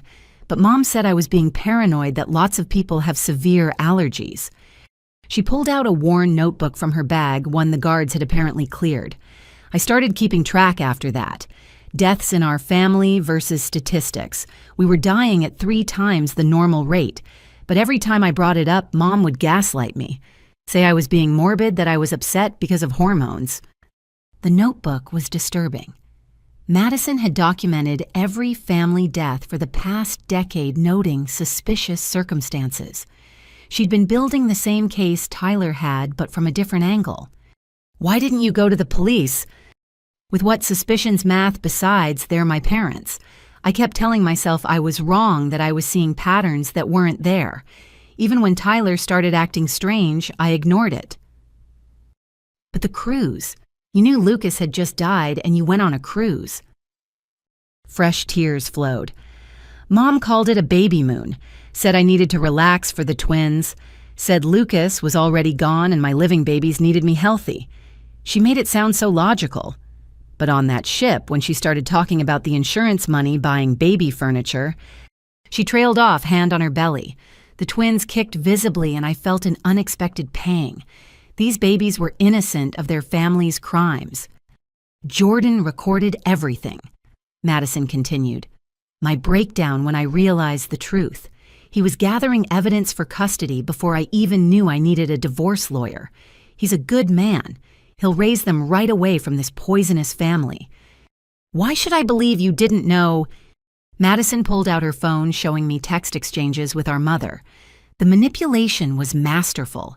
Every concern Madison raised was met with guilt trips about not trusting family accusations of being hormonal reminders that everything was for the children.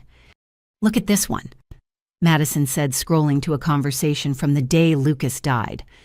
"Mom, the cruise is already booked. Lucas wouldn't want his aunt to miss it because of him." "Madison, but Yvonne needs us." "Mom, Yvonne has always been independent. You need to think about your babies. Stress could cause miscarriage. Is that what you want?" "Madison, of course not, but—" "Mom, then we go. Yvonne will understand. Family means making hard choices." The manipulation was clear, but so was Madison's willingness to be convinced. She'd chosen comfort over compassion, just like she'd been taught. "I'm going to testify," Madison said suddenly, "against them. Tyler's not the only one who can tell the truth." "Your lawyer will never allow that." "I fired him. I'm pleading guilty to conspiracy and accessory charges. Jordan's uncle is representing me now just to ensure I get to testify. I'll probably get 15 years instead of 30, but at least my children won't grow up thinking I'm a monster." "You're a monster. You chose a vacation over my son's funeral." "I know," she whispered. "I'm not asking for forgiveness. I'm just asking you to know that I wasn't part of the murders. I was willfully blind, selfish, and cruel, but I didn't know they were killing our family." A commotion in the hallway interrupted us. Jordan had arrived looking exhausted but determined. He nodded at me briefly before focusing on Madison. "The doctor says you need an emergency C-section," he said flatly. "The stress is affecting the twins. They need parental consent." "I consent," Madison said immediately. "Save my babies." Jordan's expression softened slightly. "I've brought the custody papers. Sign them now before surgery.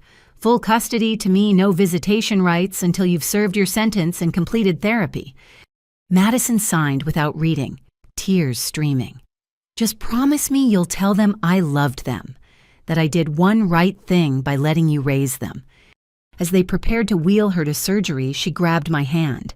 "Yvonne, in my jewelry box at home, there's a USB drive hidden in the bottom. It has recordings from family dinners going back years. I started recording after Jeffrey died, trying to prove to myself I was paranoid. I wasn't. It's all there. Mom and Dad discussing investments, planning opportunities. Use it." She was wheeled away before I could respond. Jordan lingered, looking uncomfortable. "She's telling the truth about not knowing," he said quietly. "I've lived with Madison for 5 years. She's selfish and shallow, but she's not a killer. Your parents broke her before she had a chance to be anything else. She still chose that cruise over Lucas's funeral. Yes, and she'll live with that for the rest of her life. But she was 33 years old and still asking her mother for permission to think. That's not an excuse, just an explanation." I left the hospital feeling conflicted. Madison was guilty of terrible choices, but she was also a victim of our parents' lifelong manipulation. They'd raised her to be complicit, then used her as a tool in their schemes. The twins she was delivering would never know their grandparents would grow up with their mother in prison, all because of greed disguised as family loyalty. That evening, I retrieved the USB drive from Madison's jewelry box. The recordings were extensive family dinners where murder was discussed between passing the potatoes. My parents speaking in code about opportunities and investments, while Madison and Tyler ate oblivious to the true meaning. One recording stood out from Lucas's 9th birthday party, my parents discussing his timeline while he opened presents in the background. Madison's voice asking about life insurance for the twins she was planning. My mother's response chilling in its casualness. "Insurance on children is always a good investment. You never know what might happen." In the background, Lucas's voice, "Thank you, Grandma. I love you too." The juxtaposition broke me. Lucas thanking his grandmother for a gift while she planned his death for profit. Madison participating unknowingly in her own children's potential murders. Tyler silent and suspicious, but too scared to speak. Me oblivious, believing in a family that existed only in my imagination. Agent Martinez called with an update. Madison had delivered twin boys via emergency C-section. Both were healthy already in Jordan's custody. She'd named them before surgery, Marcus and Bradley. When I asked why those names, Jordan texted me her answer. "Marcus for the uncle they'll never meet because of my family's crimes. Bradley for the fresh start they deserve. Madison would recover under guard and then return to jail to await trial. Her guilty plea and agreement to testify would reduce her sentence, but not eliminate it. 15 years meant her boys would be teenagers before she could hold them again. I sat with the USB drive surrounded by evidence of my family's depravity. Tyler's recordings, Madison's documentation, my own discoveries. Together we'd built an airtight case against our parents. They would die in prison, never touching another insurance payout, never plotting another family member's death. But what haunted me was the damage they'd caused beyond the murders. Tyler so paralyzed by fear he'd watched family die rather than speak up. Madison so manipulated she'd gaslit herself into compliance. Me so trusting I'd handed them my son on a silver platter. The next generation, Marcus and Bradley, would grow up knowing their family history. Jordan promised to be honest with them, age appropriately, to ensure they understood the consequences of greed and the importance of choosing integrity over blood loyalty. I made a decision that night. The insurance money from Lucas's policy, tainted as it was, would go entirely to charity.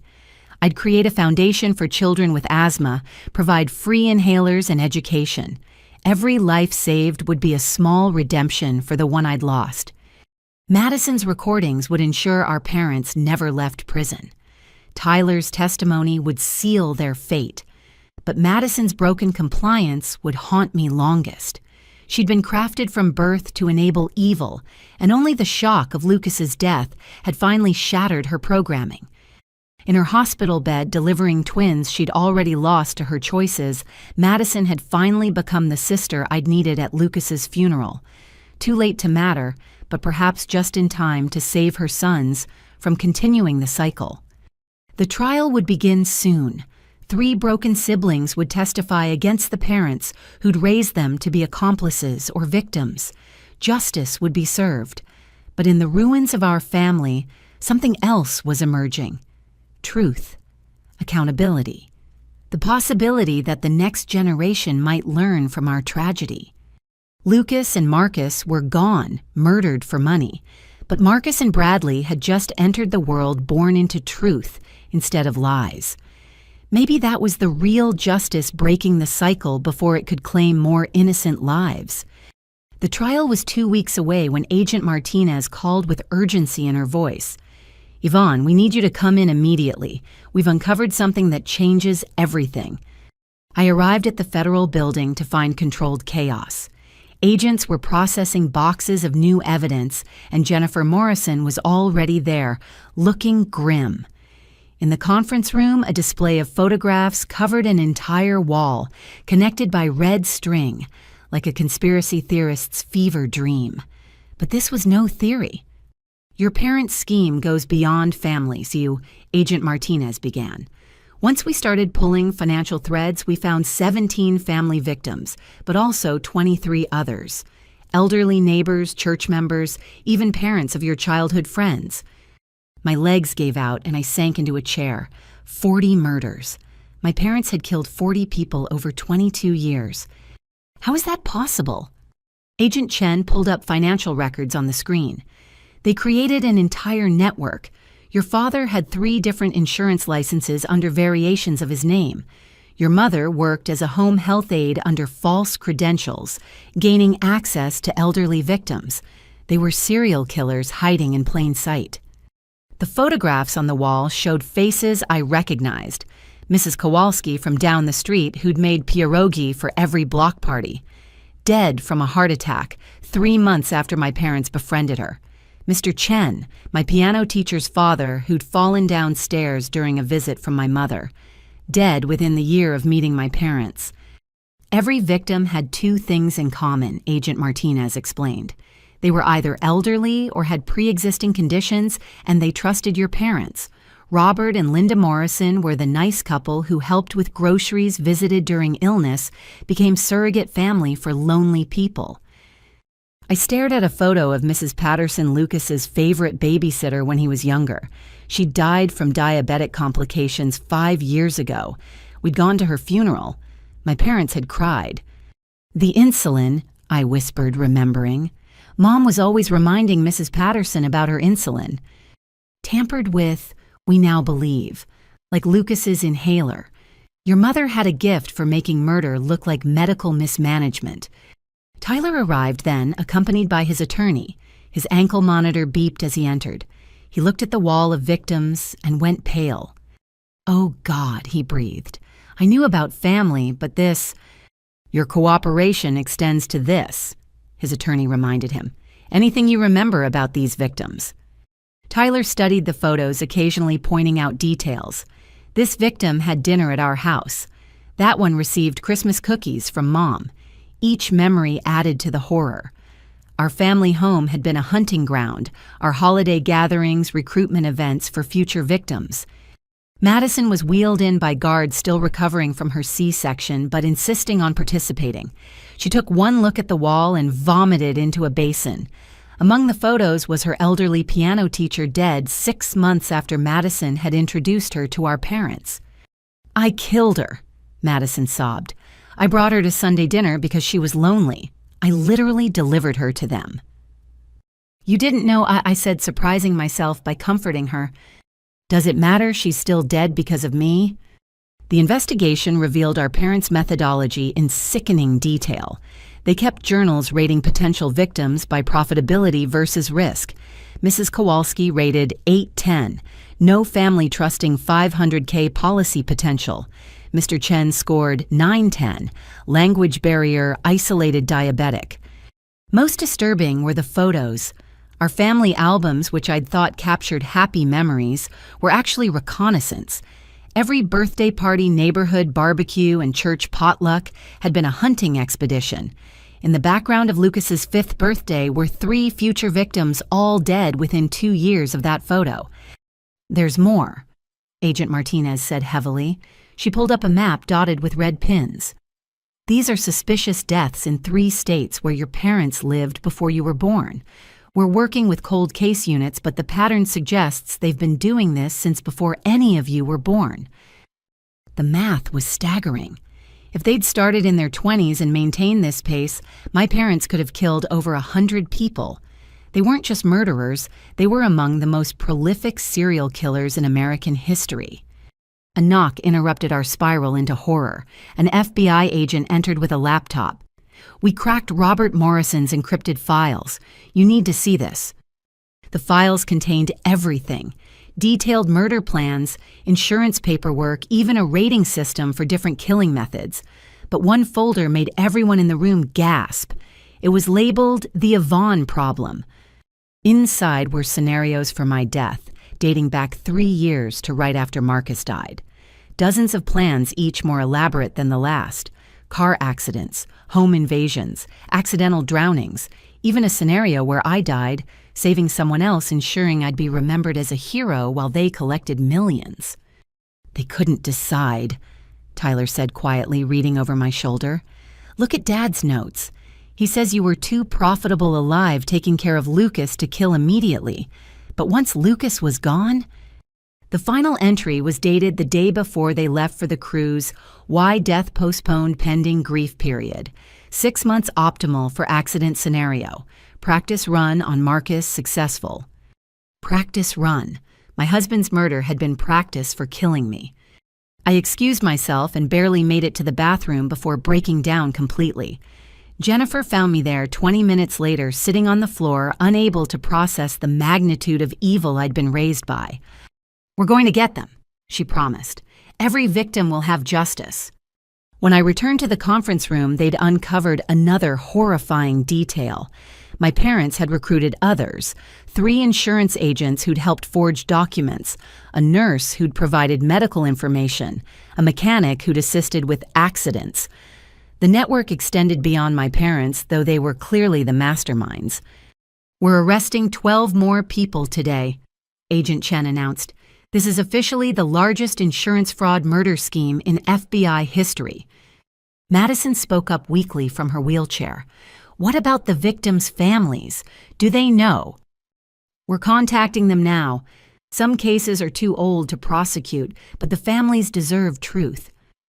Over the next hours, we helped identify victims from photos providing names and connections. Each face represented a life stolen, a family destroyed. By the end, the victim count had risen to 67, confirmed with more suspected.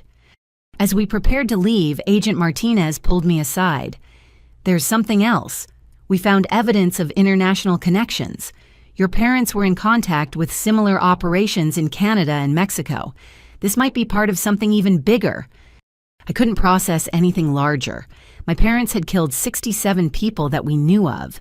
They'd turned murder into a business model and recruited accomplices. They documented everything with the pride of successful entrepreneurs. That night, news of the expanded investigation broke. "Insurance murder ring exposed, 67 dead," dominated headlines. Our family photos were on every channel labeled as American serial killers. Lucas's school picture appeared repeatedly, the youngest victim of insurance fraud killers. Tyler called barely coherent through tears. I found more recordings. Dad discussing expansion opportunities with someone called Mr. Smith. There might be other families doing this, Yvonne. Other parents killing their children for money. The FBI took his recordings and launched a multi-state task force. What had started as family betrayal was becoming a national scandal. Insurance companies announced reviews of all policies. Families across the country wondered if their recent losses were really accidents. I sat in Lucas's room that night holding his favorite whale plushie. He'd lived 10 years surrounded by killers, loved by people calculating his death, trusting grandparents who saw him as an investment. But somehow he'd remained pure and loving until the end. "I'm going to stop them all," I promised his empty room. "Every family doing this, every child at risk. Your death won't just stop Grandma and Grandpa. It's going to save others." The trial would now be a media circus. 67 victims meant 67 families wanting justice. Tyler and Madison's testimony would be crucial, but the evidence was overwhelming. My parents would never leave prison. But that wasn't enough anymore. Somewhere out there were other families like mine, other children like Lucas, marked for death by the people who should protect them. The investigation had revealed a cancer in American society, hiding behind insurance paperwork and family smiles. Tomorrow would bring more revelations, more arrests, more horror. But tonight I held Lucas's wail and promised him that his death would mean something beyond one family's greed. It would expose an entire network of killers and save children who didn't yet know they were victims. The Morrison family would be remembered as monsters, but maybe, just maybe, that infamy would prevent other families from following our path. Lucas deserved at least that much from his legacy. The story exploded across every media platform within hours. The insurance murders. An American nightmare became the headline that launched 1,000 investigations. News vans surrounded my house, reporters camped on my lawn, and my phone rang nonstop with interview requests from every major network. Sarah helped me navigate the chaos screening calls and coordinating with Jennifer Morrison to craft a single statement. We decided I would do one comprehensive interview with Patricia Williams, the 60 Minutes journalist who'd broken stories on corporate fraud and had a reputation for handling victims with respect. The interview was scheduled for 3 days before the trial. Patricia arrived with a minimal crew, understanding this wasn't entertainment, but testimony. We sat in my living room, Lucas's photos visible behind me, his drawings still on the refrigerator. "Yvonne, thank you for speaking with us," Patricia began gently. "Can you help America understand how this happened? How did your parents hide such evil for so long?" "They didn't hide it," I said, surprising myself with my steady voice. "They displayed it openly. Every family gathering, every holiday photo, every church potluck was a hunting ground. We just couldn't see it because we couldn't imagine parents who would murder their own grandchild for money." The interview lasted 4 hours. I walked Patricia through the timeline, showed her Lucas's artwork, shared the videos Tyler had saved. When she asked about Marcus, I broke down describing how my parents had comforted me after his death while counting their profit. "Your brother and sister are cooperating with authorities," Patricia noted. How do you feel about their involvement? Tyler and Madison were raised by wolves who taught them that family meant profit. The miracle isn't that they participated, it's that they eventually found their conscience. They'll face justice for their choices, but they're also victims of our parents' grooming. Some people say you should have protected Lucas. The question I'd tortured myself with every night. Maybe I should have. But how do you suspect your own parents of plotting murder? How do you look at the people who raised you and see serial killers? I failed Lucas by trusting family, but that trust is what made us human and them monsters. The interview wouldn't air until the night before trial, but segments leaked immediately. Public reaction was intense. Support groups for insurance fraud victims emerged overnight. Families who'd lost loved ones in suspicious circumstances demanded case reviews. Insurance companies faced scrutiny about how policies could be taken out without consent. The media attention brought unexpected connections. Families of other victims reached out sharing their stories. Mrs. Kowalski's niece called from Poland crying as she thanked me for revealing her aunt's murder.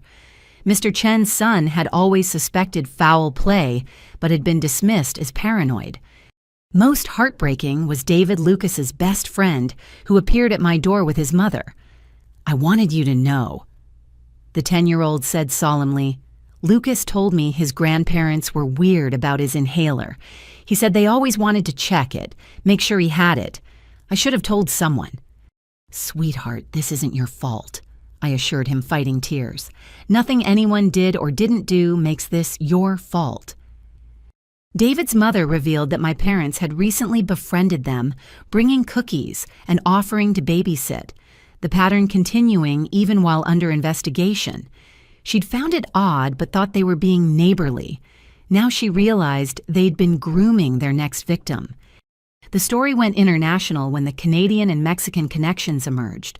Similar insurance murder rings were uncovered in Toronto and Mexico City, all sharing methodology with my parents. The FBI announced a joint task force with international law enforcement. Tyler did his own media appearance against his lawyer's advice. He sat with Anderson Cooper and confessed everything, accepting full responsibility while detailing our parents' methods. His description of family dinners where murder was discussed like stock options shocked even hardened journalists. "I'm going to prison," Tyler stated clearly. "I deserve to. I let fear turn me into a coward who watched people die. But I want other cowards watching this to know it's not too late. Come forward, save the next victim. Live with guilt rather than letting others die." Madison, still recovering, gave a written statement read by her attorney. She detailed the grooming process, how our parents normalized profiting from death until it seemed like smart financial planning. She announced all proceeds from her story would go to victims' families. The media circus intensified when Hollywood came calling. Production companies wanted to buy our story rights, promising to honor Lucas's memory while offering millions. I refused them all, but Tyler signed a deal, donating his proceeds to the Lucas Foundation I was establishing. Online, the story took darker turns. True crime podcasts dissected every detail. Reddit threads analyzed family photos for missed clues. TikTok creators made videos warning about insurance fraud signs. Lucas's photo became a symbol shared with hashtags like, "Some coverage was cruel." Tabloids published headlines like "Family of Killers" and "Raised by Monsters." They dug up school photos of Tyler and Madison as children asking, "Born evil." Conservative pundits used our story to rail against moral decay. Liberal commentators blamed capitalism and healthcare costs. But among the noise were moments of grace. Lucas's teacher organized a scholarship fund in his name. His baseball team retired his number with Coach Martinez, telling reporters, "Lucas represented everything good about childhood. We won't let his death be just about evil." The weekend before trial, 60 Minutes aired my interview. Patricia Williams had crafted a respectful but devastating portrait of American family turned killing machine. The footage of Lucas playing unaware his grandparents were plotting his death left viewers sobbing. The response was immediate. The Attorney General announced a nationwide review of insurance fraud cases. Congress scheduled hearings on insurance reform. Child protection advocates used our case to push for stronger oversight of policies involving minors. That night, remembering Lucas trended globally. People shared stories of their own children, their own losses, their own narrow escapes from family predators. The collective grief and rage was overwhelming, but also cathartic. Lucas's death had exposed a hidden epidemic. Among the thousands of messages, one stood out. A woman in Oregon wrote that my interview had given her the courage to report her own suspicions about her in-laws. Police investigation revealed they'd taken out policies on her disabled daughter. The child was safe because of our story. Lucas saved her. I told Sarah, crying over the letter. He's gone, but he saved her. More letters followed. Families who discovered policies they never authorized. Elderly people who realized friendly neighbors had ulterior motives. Insurance agents who'd noticed suspicious patterns and finally reported them. Each intervention was Lucas's legacy. The media storm showed no signs of abating as trial approached. Court TV announced gavel-to-gavel coverage. Major newspapers assigned teams of reporters. The insurance murders had become the crime story of the decade. My parents, isolated in maximum security, were reportedly furious about the coverage. Through their lawyer, they claimed media bias was preventing a fair trial. The judge denied their motion, noting that their own detailed documentation of murders made media coverage irrelevant to guilt. The night before trial, I did one final interview, this time with local news. I sat in Lucas's room, surrounded by his ocean books and drawings. Tomorrow your parents go on trial for killing your son and dozens of others. What do you hope for? Justice, I said simply. But more than that, I hope every parent watching remembers that children are treasures, not commodities. That family means protection, not profit. That Lucas's life mattered more than any amount of money. What would you say to your parents if they were watching? I looked directly at the camera, knowing they might see this from their cells. I say nothing. They're not worth words. Lucas's memory, the victims' families, the truth, that's what matters.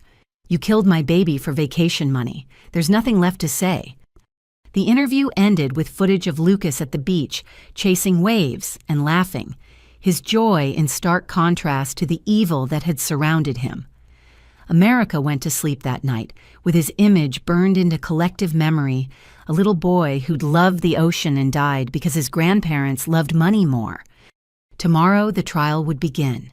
The media would document every moment.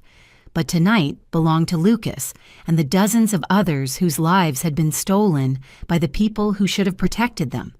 Their stories, not their killers, would be what mattered in the end. The courthouse steps were packed with media and victims' families as I arrived for the first day of trial. Signs with photos of the 67 confirmed victims lined the pathway. Lucas's baseball team stood in uniform, creating an honor guard. I walked through them with Sarah and Jennifer Morrison, trying not to look at my son's photo repeated on dozens of posters. Inside courtroom. The largest in the federal building, every seat was filled. The victims' families took up 3 sections. Media occupied another. The jury box held 12 citizens who would decide if my parents spent their remaining years in prison. My parents were brought in separately, no longer allowed contact. They'd aged dramatically in custody. My father's confident swagger was gone, replaced by the shuffle of a broken man. My mother had lost her perfect composure, her hair gray and thin without salon treatments. Neither looked at me. Judge Patricia Hawkins, known for her no-nonsense approach to major trials, called the court to order. The lead prosecutor, Amanda Chen, stood to deliver her opening statement. What followed was 90 minutes of devastating precision. Ladies and gentlemen of the jury, you will hear about parents who murdered their 10-year-old grandson for vacation money. But that's just where this story ends. It begins 22 years ago with a calculated decision to turn murder into profit. She laid out the case methodically. 67 victims over 2 decades, $40 million in insurance payouts, a network of accomplices, children, elderly, disabled, all reduced to balance sheets. The projected displayed Lucas's photo next to his insurance policy, his bright smile juxtaposed with the dollar amount of his death. The defense attorney Marcus Wellington tried to create doubt. He painted my parents as aggressive investors who'd been misunderstood their coincidental proximity to deaths twisted by grieving families and ambitious prosecutors. But even he seemed to struggle with the magnitude of evidence. Tyler took the stand first, wearing a suit that couldn't hide his ankle monitor. He testified for 6 hours over 2 days, detailing everything he'd witnessed, overheard, and eventually recorded. His testimony about the tampered inhaler made several jurors cry. "Did you see your father tamper with Lucas's inhaler?" Amanda Chen asked. "No, but I heard him discussing it with Mom.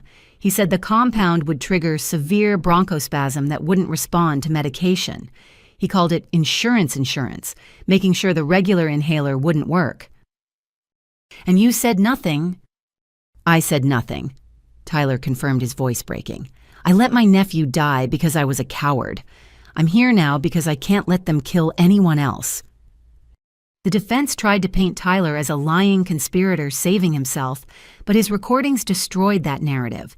The jury heard our father discussing brake lines and insulin doses like grocery lists. They heard our mother coaching Madison on finding opportunities among elderly neighbors. Madison testified by video link from the hospital, still too weak to attend. Her testimony focused on the grooming aspect, how our parents had normalized profiting from death until it seemed like financial planning. "They started when I was 5, she said, teaching me to read obituaries for investment opportunities. By the time I realized other families didn't do this, I was already complicit." "But you went on a cruise while your nephew was being buried," Amanda Chen pressed. "I did," Madison admitted. "I chose comfort over compassion. I let my parents convince me that my pregnancy mattered more than my sister's grief. I'll live with that shame forever." The most damaging testimony came from Agent Martinez, who presented the evidence in excruciating detail: forged signatures, tampered medications, cut brake lines, staged accidents. The jury saw photos of every victim, heard about their lives, their families, their trust in my parents. When she showed the Yvonne problem file detailing plans for my murder, my mother finally reacted. "She was never supposed to see that," she blurted out before her attorney could silence her. "Because she was supposed to be dead?" Amanda Chen asked calmly. "My mother invoked her Fifth Amendment right, but the damage was done. She'd essentially admitted to planning my murder in open court. I testified on day 7. Amanda Chen walked me through finding the insurance papers, discovering the network, living with the knowledge that my son's grandparents had murdered him for money.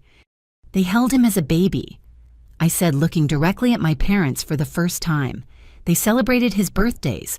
They tucked him in at sleepovers, and the entire time they were waiting for him to die so they could go on vacation."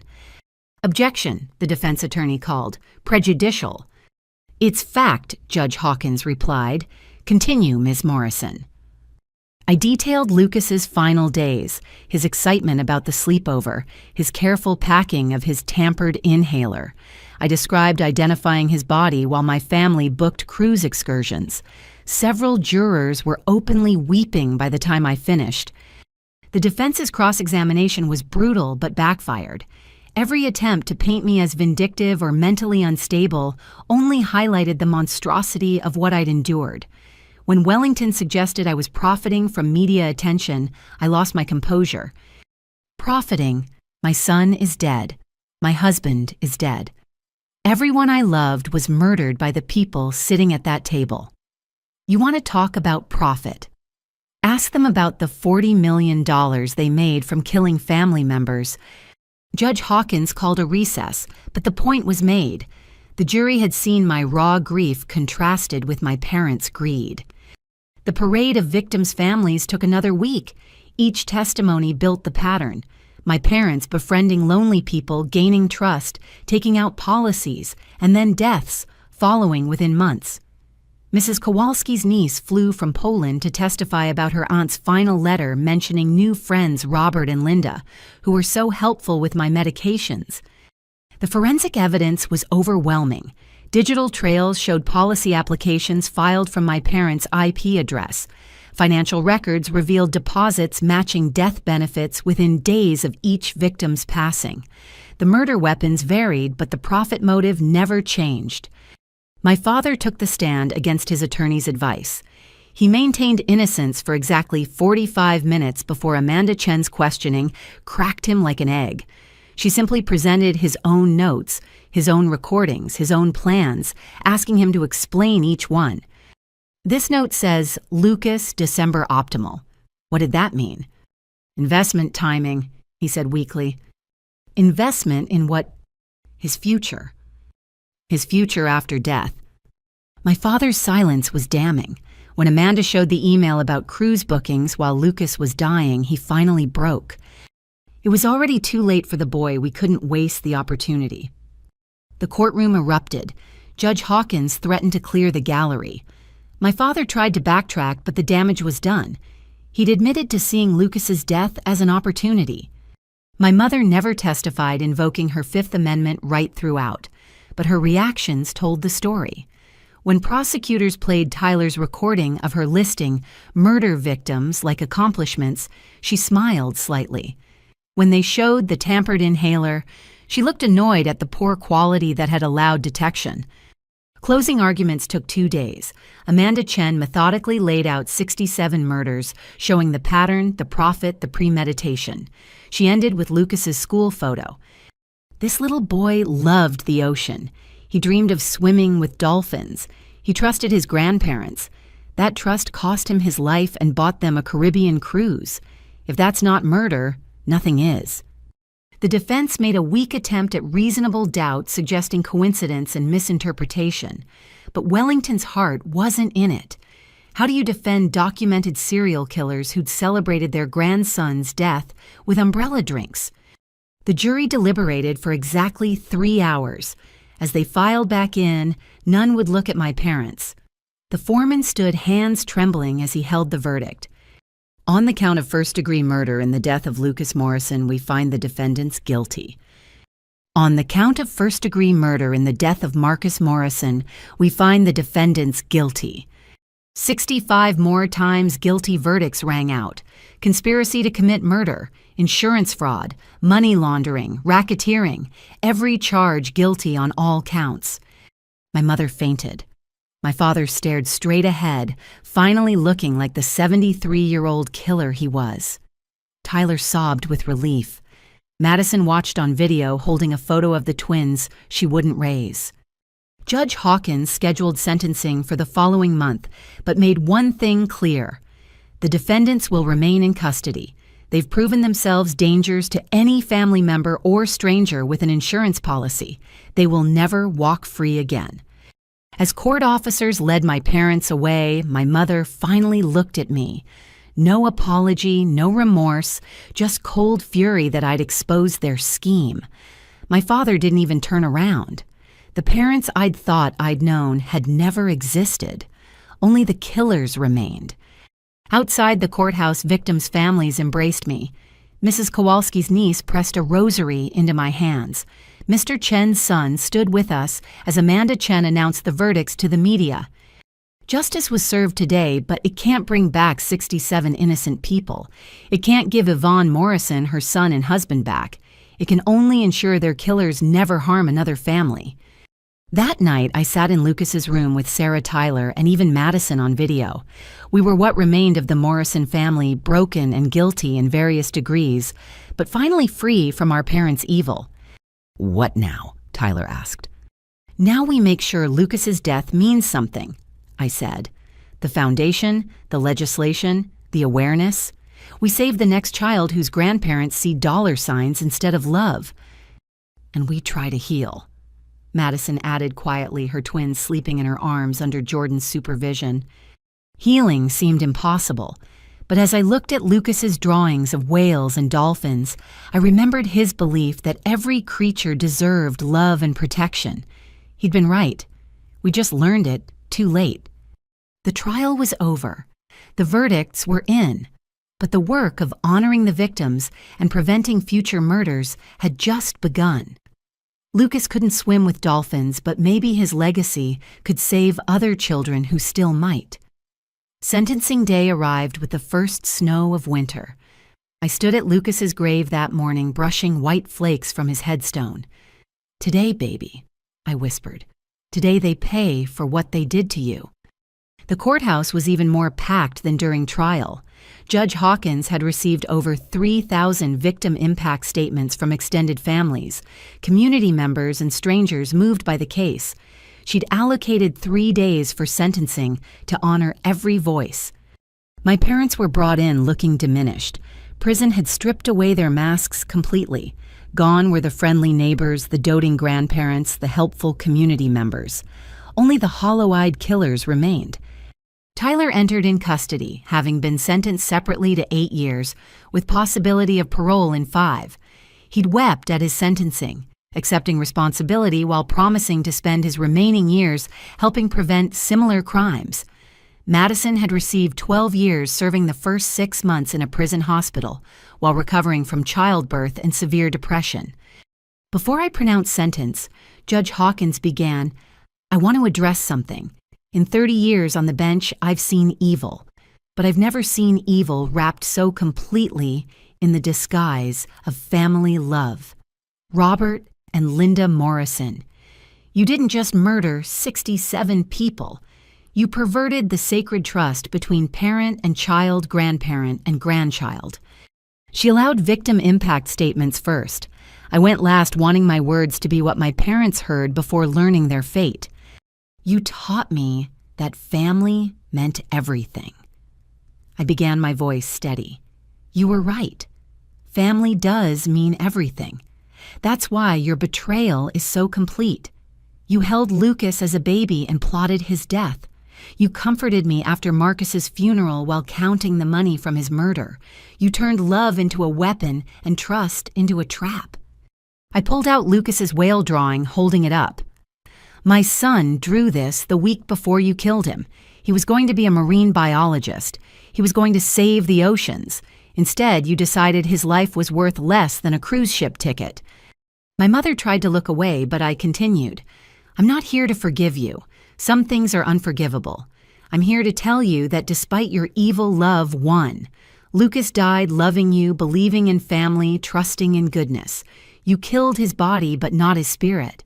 Every child saved by the foundation in his name, every family protected by new laws, every parent who hugs their baby tighter because of this case. That's Lucas defeating you over and over again." I sat down to complete silence. Even the court reporter had tears on her face. Judge Hawkins took a moment before continuing. "Robert Morrison, you've been convicted of 67 counts of first-degree murder, 43 counts of conspiracy to commit murder, 18 counts of insurance fraud, and 12 counts of money laundering. For the murders alone, I sentence you to 67 consecutive life sentences without possibility of parole." The math was staggering. Even if he lived to be 200, my father would die in prison. "Linda Morrison, you've been convicted of the same crimes. I sentence you to 67 consecutive life sentences without possibility of parole. You will both die in federal maximum security prison, never again able to harm another family." My mother finally broke sobbing, not with remorse, but with self-pity. "This isn't fair. We're old. Prison will kill us." "Prison won't kill you," Judge Hawkins replied coldly. "Old age will. Unlike your victims, you'll die naturally surrounded by medical care after years to reflect on your crimes. That's more mercy than you showed Lucas Morrison or any of your other victims." She continued with financial penalties. Every asset would be liquidated for victim compensation. The house I'd grown up in, the cars, the retirement accounts built on blood money, all would be distributed to families they'd destroyed. Furthermore, Judge Hawkins added, "I'm recommending you serve your sentences in separate facilities at opposite ends of the country. You conspired together in life. You'll face justice alone." My parents reached for each other as court officers moved to separate them. For the first time in my life, I saw fear in their eyes. They'd face their remaining years alone, surrounded by concrete and regret. As they were led away, my father finally spoke to me.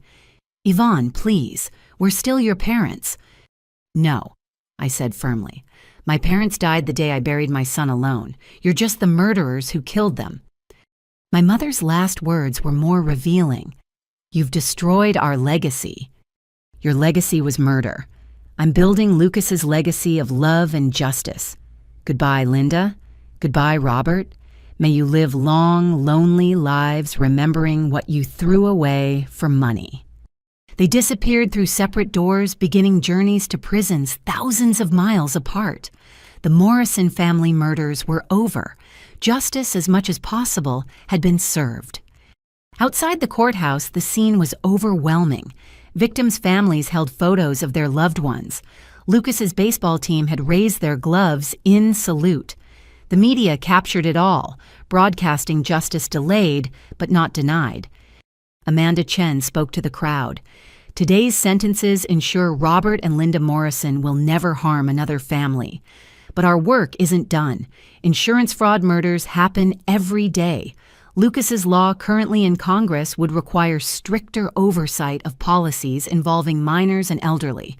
We urge you to contact your representatives."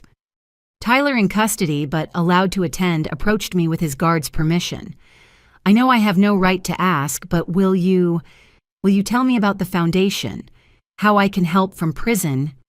I studied my brother, seeing the 10-year-old who'd taught Lucas to throw a baseball. "You want to help, really help? Then speak at every prison, every police academy, every insurance conference that will have you. Tell them how cowardice enables evil.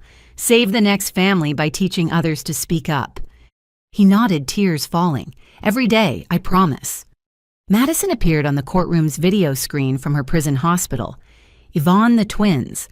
When they're old enough, will you tell them their mother loved them enough to tell the truth, that I chose prison over perpetuating the cycle?" "I'll tell them." I promised. Jordan's a good father. They'll grow up knowing right from wrong, love from greed. They'll know their cousin Lucas through the foundation saving other children. That evening, I hosted a gathering for the victims' families at a local community center. We shared stories not of how our loved ones died, but how they'd lived. Mrs. Kowalski loved polka dancing. Mr. Chen grew the best tomatoes in 3 counties. Each person murdered by my parents had been vibrant, valuable, irreplaceable. My parents saw dollar signs. I told the group. "We see faces, heart, souls. That's our victory. They reduced our loved ones to numbers, but we restore their humanity by remembering them fully." We established a support network that night families bonded by the unique horror of insurance murder. Together, we'd push for legislation support each other through grief and ensure no family experienced what we had. Sarah drove me home past the cemetery. I asked her to stop needing to tell Lucas about the sentences. At his grave, I found flowers from strangers' tokens, from his baseball team drawings from classmates. Even in death, he was more loved than his grandparents ever were in life. "They're going to die in prison, baby," I told the headstone. "Grandma and Grandpa will never hurt another child, and Uncle Tyler and Aunt Madison are sorry, really sorry. They're trying to make it right." The wind picked up swirling snow around the cemetery. For a moment, I could almost hear Lucas's laugh, see him trying to catch snowflakes on his tongue. My parents had stolen his future, but they couldn't steal my memories or his impact on the world. That night, the news covered the sentencing extensively. Legal experts called it the harshest sentence ever given for insurance fraud murders. Victim advocates praised it as a deterrent. My parents' photos appeared next to the label, "American Serial Killers, Their Legacy Sealed." But the coverage I cared about focused on the victims. 67 faces, 67 stories, 67 reasons to reform insurance law and protect the vulnerable. Lucas's photo appeared most often, the little boy whose death exposed a massive murder network. I fell asleep in his room, surrounded by his things. Tomorrow would bring the work of building his foundation, pushing for legislation, healing what could be healed. But tonight was for quiet victory. The murderers who'd hidden behind parental love were gone forever. The families they'd destroyed had justice. Lucas and Marcus were still gone. Nothing could bring them back. But their killers would die in cages alone and forgotten, except as cautionary tales. Sometimes justice isn't about healing. Sometimes it's just about ensuring evil can't spread. My parents had gained $40 million and lost their souls, their freedom, their family. They'd spend their remaining years calculating that exchange, realizing they'd made the worst deal in history. They'd traded love for money and ended up with neither. That was Lucas's final victory over the grandparents who'd seen him as an investment. He died rich in love while they'd lived poor in everything that mattered. Justice had been served cold and complete as the winter snow covering his grave. 1 year later, I stood before a crowd of 500 at the grand opening of the Lucas Morrison Foundation headquarters. The building, purchased with funds from my parents' liquidated assets, buzzed with purpose. Banners reading "Every Breath Matters" hung beside Lucas's smiling photo. My son loved the ocean. I began my speech steady after months of practice. He dreamed of protecting sea life. Today, we protect children's lives in his memory. Because of Lucas, no child in our state will go without an inhaler. No family will choose between medication and rent. The foundation had grown beyond my wildest hopes. Corporate sponsors touched by Lucas's story donated millions. Pharmaceutical companies provided inhalers at cost. Schools installed emergency medication stations. In 12 months, we'd distributed over 10,000 free inhalers and prevented 47 severe asthma attacks. Tyler joined via video link from federal prison, where he ran educational programs about recognizing insurance fraud. He'd testified before Congress supporting Lucas's law, his prisoner number visible, as he warned about family predators. His haunted eyes showed the weight of living with truth. "Every day I teach inmates about the price of silence," Tyler said. "I tell them about Lucas, about how my cowardice cost my nephew's life. If just one person speaks up because of my story, maybe Lucas's death serves a purpose." Madison appeared on screen from her facility's library, where she'd created a support group for children of incarcerated parents. Though forbidden contact with her twins, she worked to help other families avoid their fate. The foundation received another anonymous donation, she reported. $50,000 from someone who discovered their parents had life insurance they never authorized. Lucas's story saved another life. The crowd applauded, but I saw the pain in my siblings' eyes. They devoted themselves to redemption but would never forgive themselves. Neither would I completely. But Lucas had taught me that people were more than their worst moments. Dr. Patricia Hernandez, our medical director, presented statistics that made the crowd gasp. Since the foundation's launch, emergency room visits for severe asthma had dropped 30% in our coverage area. Teachers trained in our programs had saved 9 children from fatal attacks. Lucas Morrison didn't get to become the marine biologist he dreamed of being, Dr. Hernandez said. But he saved more lives than most doctors. His legacy breathes in every child who receives free medication. The highlight came when David Lucas's best friend took the stage. Now 11, he'd become our youngest spokesperson, visiting schools to teach inhaler safety. "Lucas was my best friend," David said simply. "He can't grow up, but I can help other kids grow up. That's what best friends do, keep promises even when one is gone." He demonstrated proper inhaler use on a dummy while explaining warning signs.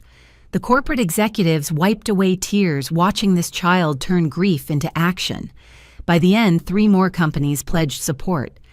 Sarah had become the foundation's director, bringing her business acumen to our mission.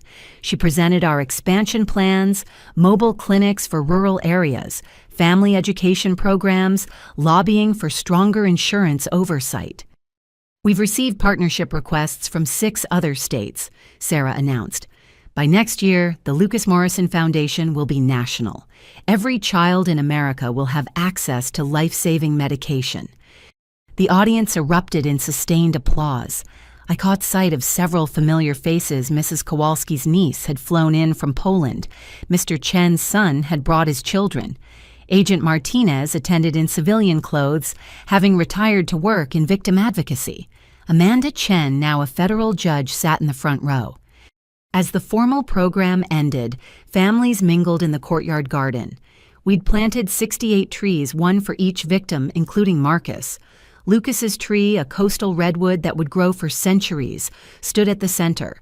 Children ran between the saplings, their laughter healing ground once poisoned by grief. A mother approached me holding a toddler with an inhaler. "This is Emma," she said, tears flowing. "Your foundation saved her last month. The school had an emergency inhaler because of your program. I wanted you to meet the life Lucas saved." I held Emma, feeling her healthy breathing against my chest.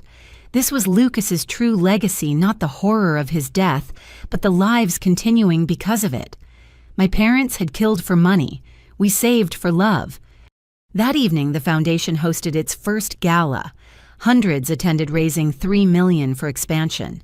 I wore the ocean blue dress Lucas had helped pick for my last birthday with him, honoring his memory through color. Tyler called during the event, our scheduled weekly check-in. Prison had aged him decades, but purpose had replaced despair. 60 inmates signed up for tomorrow's fraud prevention seminar, he reported. Word spreading. Lifers are asking how to report suspicious deaths from decades ago. Good, I said. Every report matters. Every saved life counts. Yvonne, I need to tell you something. I dream about Lucas every night. He's always at the ocean, always happy. He tells me he forgives me. I know it's just my subconscious seeking peace I don't deserve, but maybe it's more than that, I interrupted. Lucas forgave everyone. Even at the end, he loved Grandma and Grandpa. Not because they deserved it, but because that's who he was. Honor that forgiveness by saving others. Madison joined the call from her prison job at the library. The warden approved my proposal.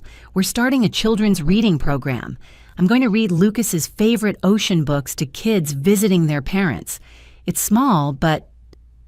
It's not small, I assured her. Lucas would love that. We talked for 20 minutes, 3 broken siblings finding purpose in shared grief. Our parents had taught us family meant profit. Lucas had taught us family meant sacrifice for others' well-being. We were finally learning his lesson. The gala concluded with a video presentation. Families shared stories of children saved by the foundation. Teachers demonstrated emergency response protocols. Legislators discussed Lucas's law, now passed in 12 states, with federal legislation pending. The final image was Lucas at the beach, arms spread wide as waves crashed behind him. His joy radiated from the screen, unmarred by the evil that would claim him.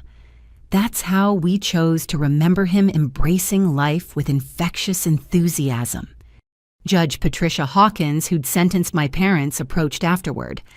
I've presided over thousands of cases, she said. I've never seen evil transformed into such good. Your son would be proud. I hope so, I replied. Some days the grief threatens to drown me. Then another child is saved. Another family spared our pain, and I remember why we do this. As guests departed, I walked through the garden to Lucas's tree. Despite being planted just months ago, it was thriving, reaching towards sky like his dreams once had. I touched its bark, feeling life pulsing beneath. We did it, baby, I whispered. Grandma and Grandpa are locked away. Uncle Tyler and Aunt Madison are trying to make amends. And you, my brave boy, you're saving lives every day. Not bad for a 10-year-old who loved dolphins. A breeze rustled the leaves, and for a moment I heard his laugh. Not the painful memory of loss, but the joyful echo of impact. Lucas Morrison had lived just 10 years, but his legacy would last generations. Tomorrow would bring more work, more families to help, more laws to pass, more children to save. The foundation was just beginning its mission. But tonight, surrounded by trees planted for the dead and hope growing for the living, I felt something I hadn't in 2 years: peace. My parents had stolen so much. My husband, my son, my faith in family, but they'd failed to steal what mattered most: love's power to transform tragedy into purpose. In trying to profit from death, they'd created warriors for life. The last couple left, thanking me again for saving their daughter. As their car disappeared, Sarah emerged from the building. "Ready to go home?" she asked gently. "In a minute," I said, looking up at stars Lucas once wished upon.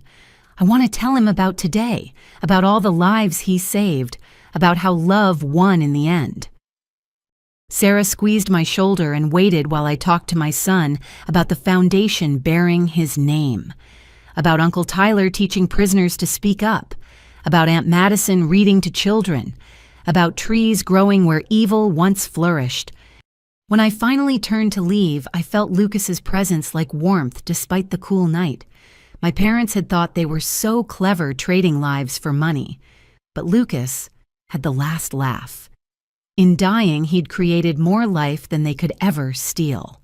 In losing him, I'd found purpose they could never understand. The foundation's lights glowed behind us as Sarah drove me home.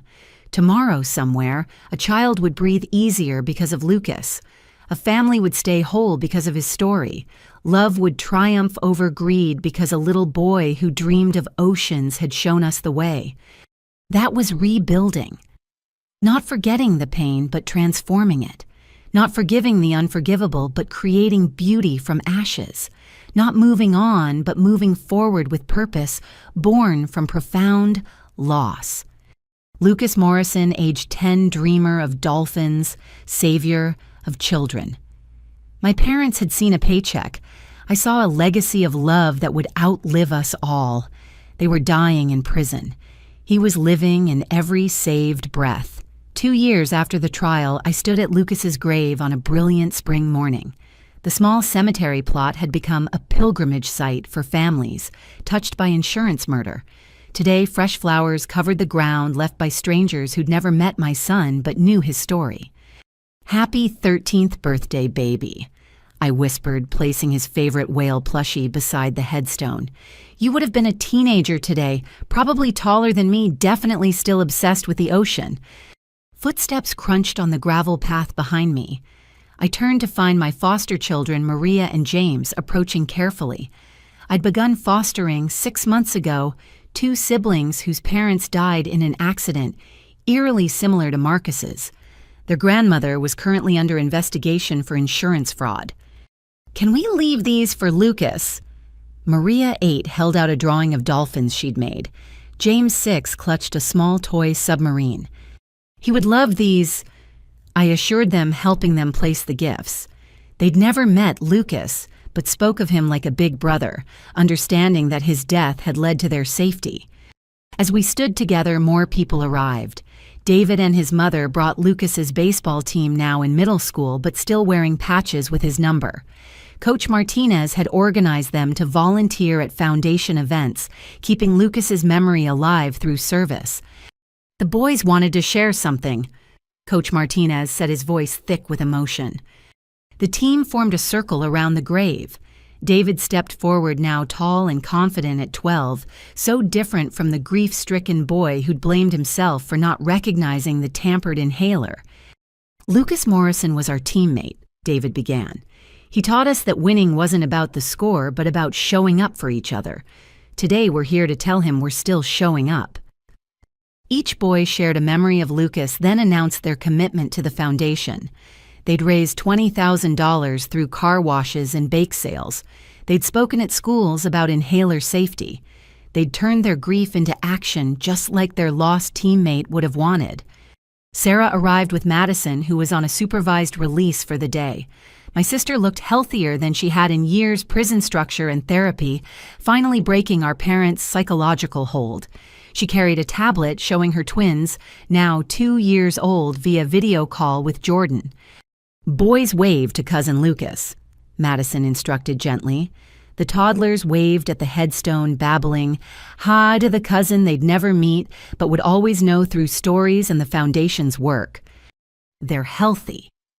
Madison told me, tears flowing. Marcus just started talking. His first word was help. And Jordan says it's because he's going to help people like his cousin Lucas did. Tyler couldn't attend physically, but he'd sent a letter to be read aloud. Sarah unfolded it, clearing her throat before beginning. "Dear Lucas, today you would have been 13. I would have taught you to drive badly and snuck you into PG-13 movies. Instead, I'm teaching prisoners to recognize fraud and speaking at conferences about the cost of silence. It's not the relationship I wanted with my nephew, but it's the one my cowardice created. The foundation has saved 237 children so far. That's 237 birthdays that will happen because of your death. I count them every night, hoping eventually the number will be high enough to balance my failure. It never will be, but I'll keep counting anyway. Your mom fostered Maria and James. They're safe because your story exposed their grandmother's plans. They sleep in your room, sometimes surrounded by your ocean books. Life continues in the spaces death tried to claim. Happy birthday, nephew. Thank you for teaching me that courage isn't the absence of fear, but action despite it. I was too late learning that lesson, but others won't be. Love, Uncle Tyler. We stood in silence after Sarah finished reading. Even the birds seemed to pause in respect. Then James tugged on my hand. Miss Yvonne, can we sing Happy Birthday to Lucas? Of course, sweetheart.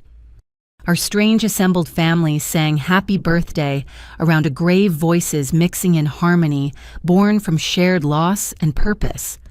Neighbors in the cemetery didn't stare or judge. They understood that grief takes many forms, and healing requires acknowledging what should have been. After the song, people began sharing updates. The foundation had expanded to all 50 states. Lucas's law had passed federally, requiring stricter oversight and mandatory reporting of suspicious policies. Insurance companies now faced real penalties for enabling fraud. Agent Martinez, now running a nonprofit supporting fraud victims, announced a breakthrough. The international investigation has led to 43 arrests across 5 countries. The network your parents were part of is being dismantled globally. No estimate yet on total victims, but it's in the thousands. The magnitude was staggering. My parents hadn't just been serial killers. They'd been part of an international murder ring, hiding behind insurance paperwork. Every arrest, every exposed policy, every saved life was Lucas's legacy expanding. There's something else, Judge Amanda Chen said, having joined our gathering. Congress is considering the Lucas Morrison Act. It would create a federal database of life insurance policies, flagging suspicious patterns automatically. No more secret policies on family members. Madison gripped my hand. Mom and Dad's computer virus of death stops spreading, she whispered. Lucas becomes the vaccine. As the afternoon wore on, people shared stories of lives saved. A teacher in Oregon caught a student's asthma attack because of foundation training. A grandmother in Florida discovered unauthorized policies on her grandchildren during a routine check inspired by our story. A family in Texas survived because a mechanic recognized signs of tampering from Tyler's prison seminars. Each story was a victory over my parents' evil. They'd killed for profit, but Lucas's death had created an army of protectors. They'd seen family as opportunities, but we'd built a global family united against exploitation. As the gathering wound down, I noticed a woman standing apart holding a young boy's hand. Something about her hesitant posture caught my attention. I approached carefully, Maria and James flanking me protectively. I'm Yvonne, I said gently. Are you here for Lucas? The woman's eyes filled with tears. I'm Patricia Williams, not the journalist, just a mom from Kansas. This is my son, Eddie. He's alive because of your boy. She explained how Eddie's grandfather had taken out a large policy without their knowledge. After seeing our story on the news, she'd investigated and discovered plans for an accident during an upcoming camping trip. The grandfather was now in prison. Eddie was safe. I know you must hear this all the time, Patricia continued. But Lucas saved my baby. I needed Eddie to see where his guardian angel rests, to say thank you. Eddie, about 8, stepped forward shyly. Thank you, Lucas, he said to the headstone. I'm going to be a marine biologist like you wanted. I'll save the dolphins for both of us. I knelt beside this living child, seeing Lucas in his earnest eyes. He would love that. Lucas believed everyone could help save the ocean. You're proof he was right. As Patricia and Eddie left promising to support the foundation, I realized this was our new normal. Lucas's grave had become a place of pilgrimage and promise, where saved children pledged to live the dreams he couldn't. The sun began setting, painting the sky in oranges and purples Lucas would have loved. Maria and James helped me gather the day's offerings, drawings, flowers, letters, and toys from grateful families. We'd donate them to children's hospitals, spreading the love Lucas attracted even in death. Was Lucas really brave? James asked as we packed up. The bravest, I confirmed. He trusted people even when they didn't deserve it. He loved without calculation. He believed in goodness despite being surrounded by evil. That's the ultimate bravery. Will we be brave like him? Maria wondered. You already are, I assured her. You survived something terrible and still chose to love. Lucas would be so proud of you both. As we prepared to leave, I took one last moment at the grave. 2 years ago, I'd buried my son alone, while my family celebrated his death on a cruise ship. Today, hundreds considered themselves Lucas's family, united not by blood, but by purpose. We did it, baby, I whispered. Grandma and Grandpa thought they won, but look around. You're saving lives every day. You're changing laws. You're teaching people to protect instead of profit. Not bad for a 10-year-old who just wanted to swim with dolphins. A warm breeze rustled through the cemetery, carrying the salt scent of distant oceans. Somewhere, Lucas was swimming with those dolphins, free from the evil that had stolen his earthly future. But his true spirit lived on in every saved child, every changed law, every family spared our agony. My parents had gained $40 million and lost everything that mattered. They'd die alone in concrete cells, their names synonymous with evil. Lucas had lost his life and gained immortality through love. His name meant protection, hope, and the triumph of good over greed. As we drove home, Maria and James chattering about their plans to help at the foundation's upcoming event, I smiled through tears. This was Lucas's true legacy, not the horror of his death, but the love that refused to die with him, not the family that failed him, but the global family rising to protect others. The lesson was simple but profound. Evil may prosper temporarily, but love endures eternally. My parents had taught me that family meant opportunity for profit. Lucas had taught me that family meant opportunity for sacrifice. In choosing his definition over theirs, I'd found meaning in the meaningless purpose, in pain and beauty, in the ashes of betrayal. Tomorrow would mark 1,000 days since Lucas's death. 1,000 days of missing him, fighting for justice and building his legacy, but also 1,000 days of lives saved, families protected, and love triumphing over greed. That was the lesson Lucas left us.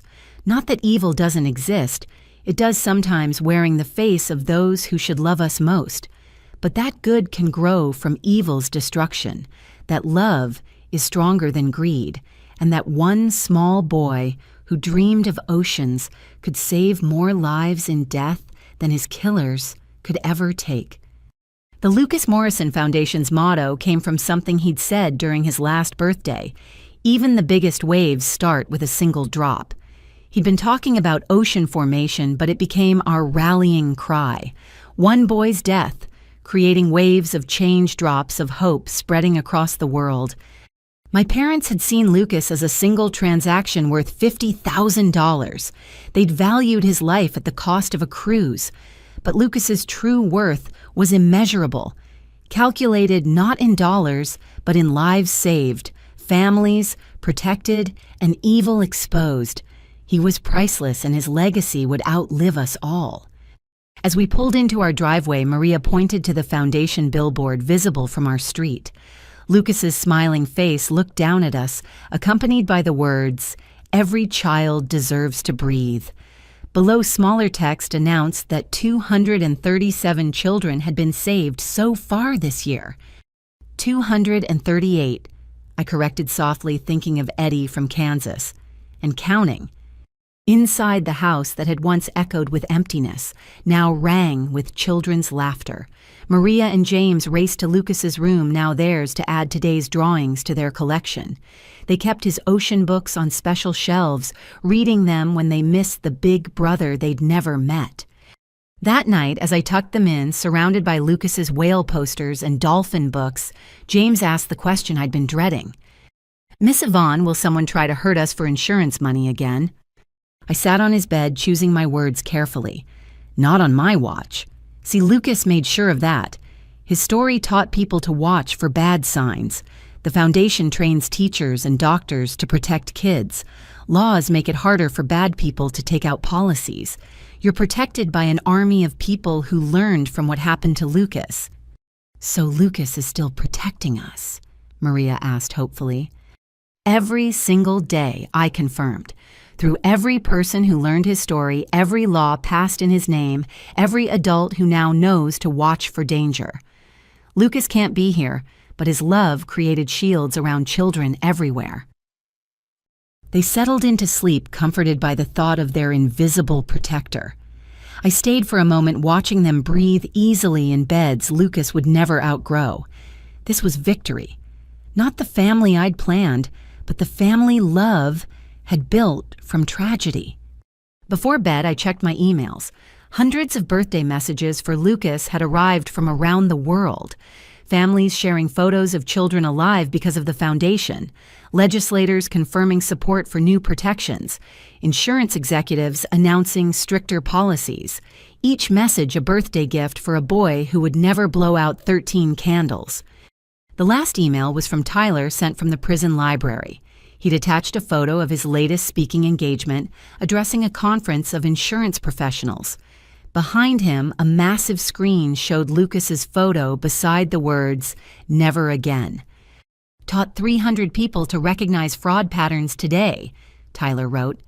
"Happy birthday, nephew. Your uncle is finally brave, just too late to save you, but maybe in time to save others."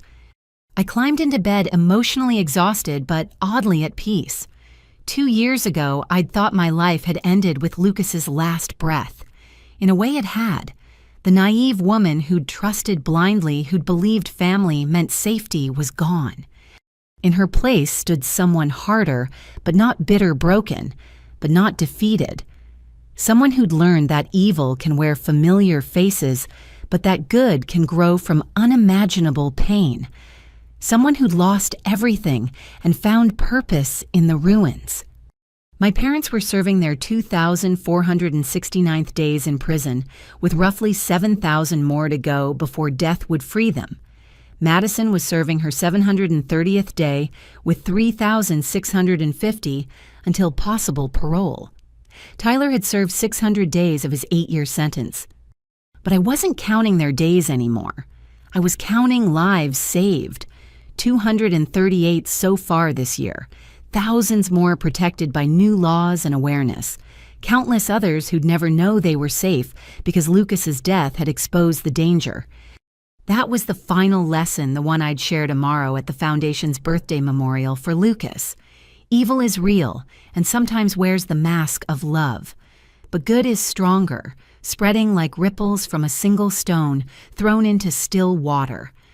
My parents had thrown Lucas into death's ocean for profit, but he'd created waves of protection that would roll on forever. "Happy birthday, my sweet boy," I whispered into the darkness. "Thank you for teaching us that love isn't measured in years lived, but in lives touched. Sleep with your dolphins. We'll keep watch up here." Outside, a foghorn sounded from the distant harbor, reminding me of the ocean Lucas had loved. Somewhere dolphins swam free in waters my son had dreamed of protecting. Somewhere children breathed easily through inhalers the Foundation had provided. Somewhere families went to sleep unaware of the dangers Lucas's story had prevented.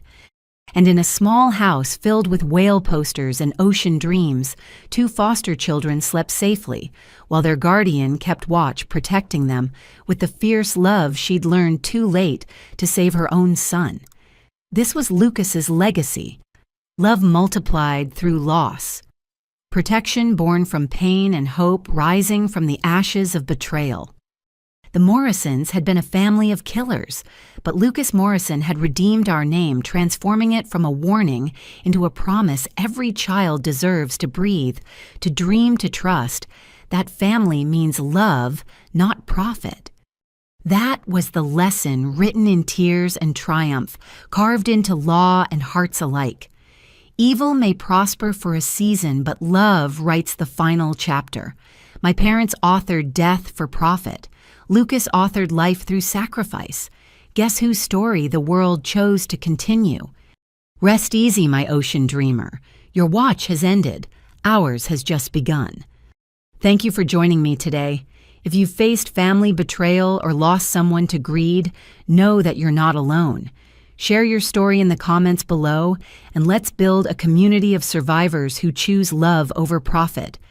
Please like this video to help spread awareness about insurance fraud, subscribe to hear more stories of triumph over tragedy, and share this with anyone who needs to know that evil doesn't win in the end.